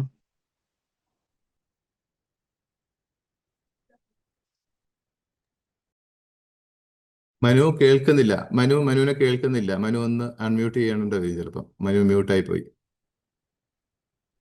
ഇപ്പം കേൾക്കാമോ? കേൾക്കാം. ഇടവകാംഗങ്ങളും അൽമായരും തമ്മിൽ യാതൊരു വ്യത്യാസവുമില്ല. ഇടവകാംഗങ്ങൾ തന്നെയാണ് അൽമായരെന്ന് അറിയപ്പെടുന്നത്. ടെക്നിക്കൽ ടേം ആണ് ലേ പീപ്പിൾ, ലേ പേഴ്സൺ അല്ലെങ്കിൽ അൽമായർ എന്നുകൊണ്ട് ഉദ്ദേശിക്കുന്നത്. മനസ്സിലായെന്ന് വിചാരിക്കുന്നു. വിശുദ്ധ പത്രോസിന്റെ ലേഖനം അനുസരിച്ച് മാമോദീസ സ്വീകരിച്ചവരെല്ലാം രാജകീയ പുരോഹിതവർഗം എന്നുള്ള നിലയിൽ അവര് അൽമായർ എന്ന് മാറ്റി നിർത്തുന്നത് ശരിയാകുമോ? സഭയിലൊരു ഈശോയുടെ കാലഘട്ടം തൊട്ട് തന്നെ ഒരു അധികാര ശ്രേണി ഉണ്ടായിരുന്നല്ലോ. ഈശോ, അപ്പസ്തോലന്മാരുടെ പിൻഗാമികളായിട്ട് മെത്രാന്മാര്, അൽമായര്. അപ്പൊ അങ്ങനെ മാറ്റി നിർത്തപ്പെടുന്നത് ശുശ്രൂഷയിൽ മഹത്വം ഉണ്ടാകാൻ വേണ്ടിയാണെന്നാണ് സഭ പഠിപ്പിക്കുന്നതും നിയമത്തിൽ രേഖപ്പെടുത്തി വെച്ചിരിക്കുന്നതും. അല്ലാതെ ഒരു സെപ്പറേഷൻ ആയിട്ട് നമുക്ക് കണക്കാക്കാൻ വേണ്ടി സാധിക്കത്തില്ല. ഓരോ വ്യക്തികൾക്ക്, അത് മെത്രാനാണെങ്കിൽ മെത്രാന്റെ അവകാശങ്ങളും കടമകളുമുണ്ട്, വൈദികർക്ക് വൈദികരുടേതായിട്ടുള്ള അവകാശങ്ങളും കടമകളുമുണ്ട്, ഓരോ വിശ്വാസികൾക്ക് അവരുടെ അവകാശങ്ങളും കടമകളുമുണ്ട്. അപ്പൊ നമ്മൾ നിയമസംഹിത നോക്കുമ്പോൾ കാനോന 7 മുതൽ 26 വരെയുള്ള കാനോനുകൾ നിയമത്തിൽ നമ്മൾ കാണുന്നത് വിശ്വാസികളുടെ അവകാശങ്ങളെയും കടമകളെയും പറ്റിയുമാണ്. അപ്പൊ ആരെയും മാറ്റി നിർത്താൻ വേണ്ടിയല്ല, എല്ലാവരെയും ഒരുമിപ്പിച്ച് ചേർത്ത് കൊണ്ടാകാനും ശുശ്രൂഷ കൂടുതൽ മഹത്തരമാക്കാനും വേണ്ടിയാണ് ഇതുപോലെയുള്ള തിരിവ് കൊടുത്തിരിക്കുന്നത് സഭാ സംവിധാനങ്ങളില്. സഭയുടെ ഏതെങ്കിലും ഒരു നിയമം ആ. ഏതെങ്കിലും കാരണവശാൽ രാജ്യത്തിന്റെ നിയമമായിട്ടൊരു കോൺഫ്ലിക്റ്റ്, രാജ്യത്തിന്റെ നിയമത്തിലും കുറച്ച് മൗലികാവകാശങ്ങൾ കൊടുത്തിട്ടുണ്ടല്ലോ, അതെ. ഇതുമായിട്ട് ഏതെങ്കിലും ഒരു കോൺഫ്ലിക്റ്റ് ഉണ്ടാകുകയാണെങ്കിൽ എങ്ങനെയാണത് മാനേജ് ചെയ്യാൻ പറ്റുന്നത്? സഭാ നിയമത്തിൽ എഴുതിയിരിക്കുന്നത് പുരുഷന് 16 വയസ്സും സ്ത്രീക്ക് 14 വയസ്സും ഉണ്ടെങ്കിൽ വിവാഹം നടത്താമെന്നാണ്.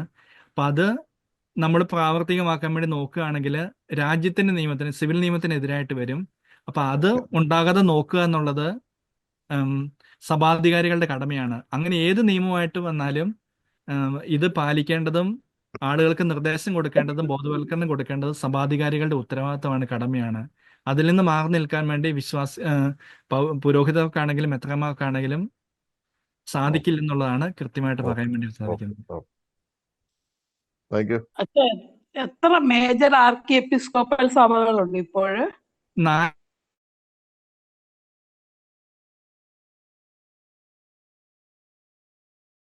സഭകളുണ്ട്. സഭകളാണ് ഇന്ന് ലോകത്തിൽ നിലവിലുള്ളത്. Thank you. Thank you.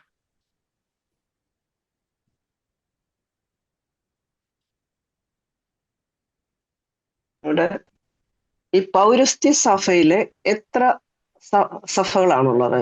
21 23 23 സഭകളാണ് പൗരസ്ത്യ സഭകളിലുള്ളത്. എന്റെ സ്ലൈഡിന്റെ അകത്ത് ഞാൻ ടൈപ്പ് ചെയ്തപ്പം തെറ്റിപ്പോയതാണ് 21 23 വ്യക്തിസഭകളാണുള്ളത് പൗരസ്ത്യ. പക്ഷെ ഈ പുസ്തകത്തില് 21+1 പുസ്തകം 2020 പ്രിന്റ് ചെയ്തതാണ്. അപ്പൊ അതുകൊണ്ടാണ് ഇരിക്കുന്നത്.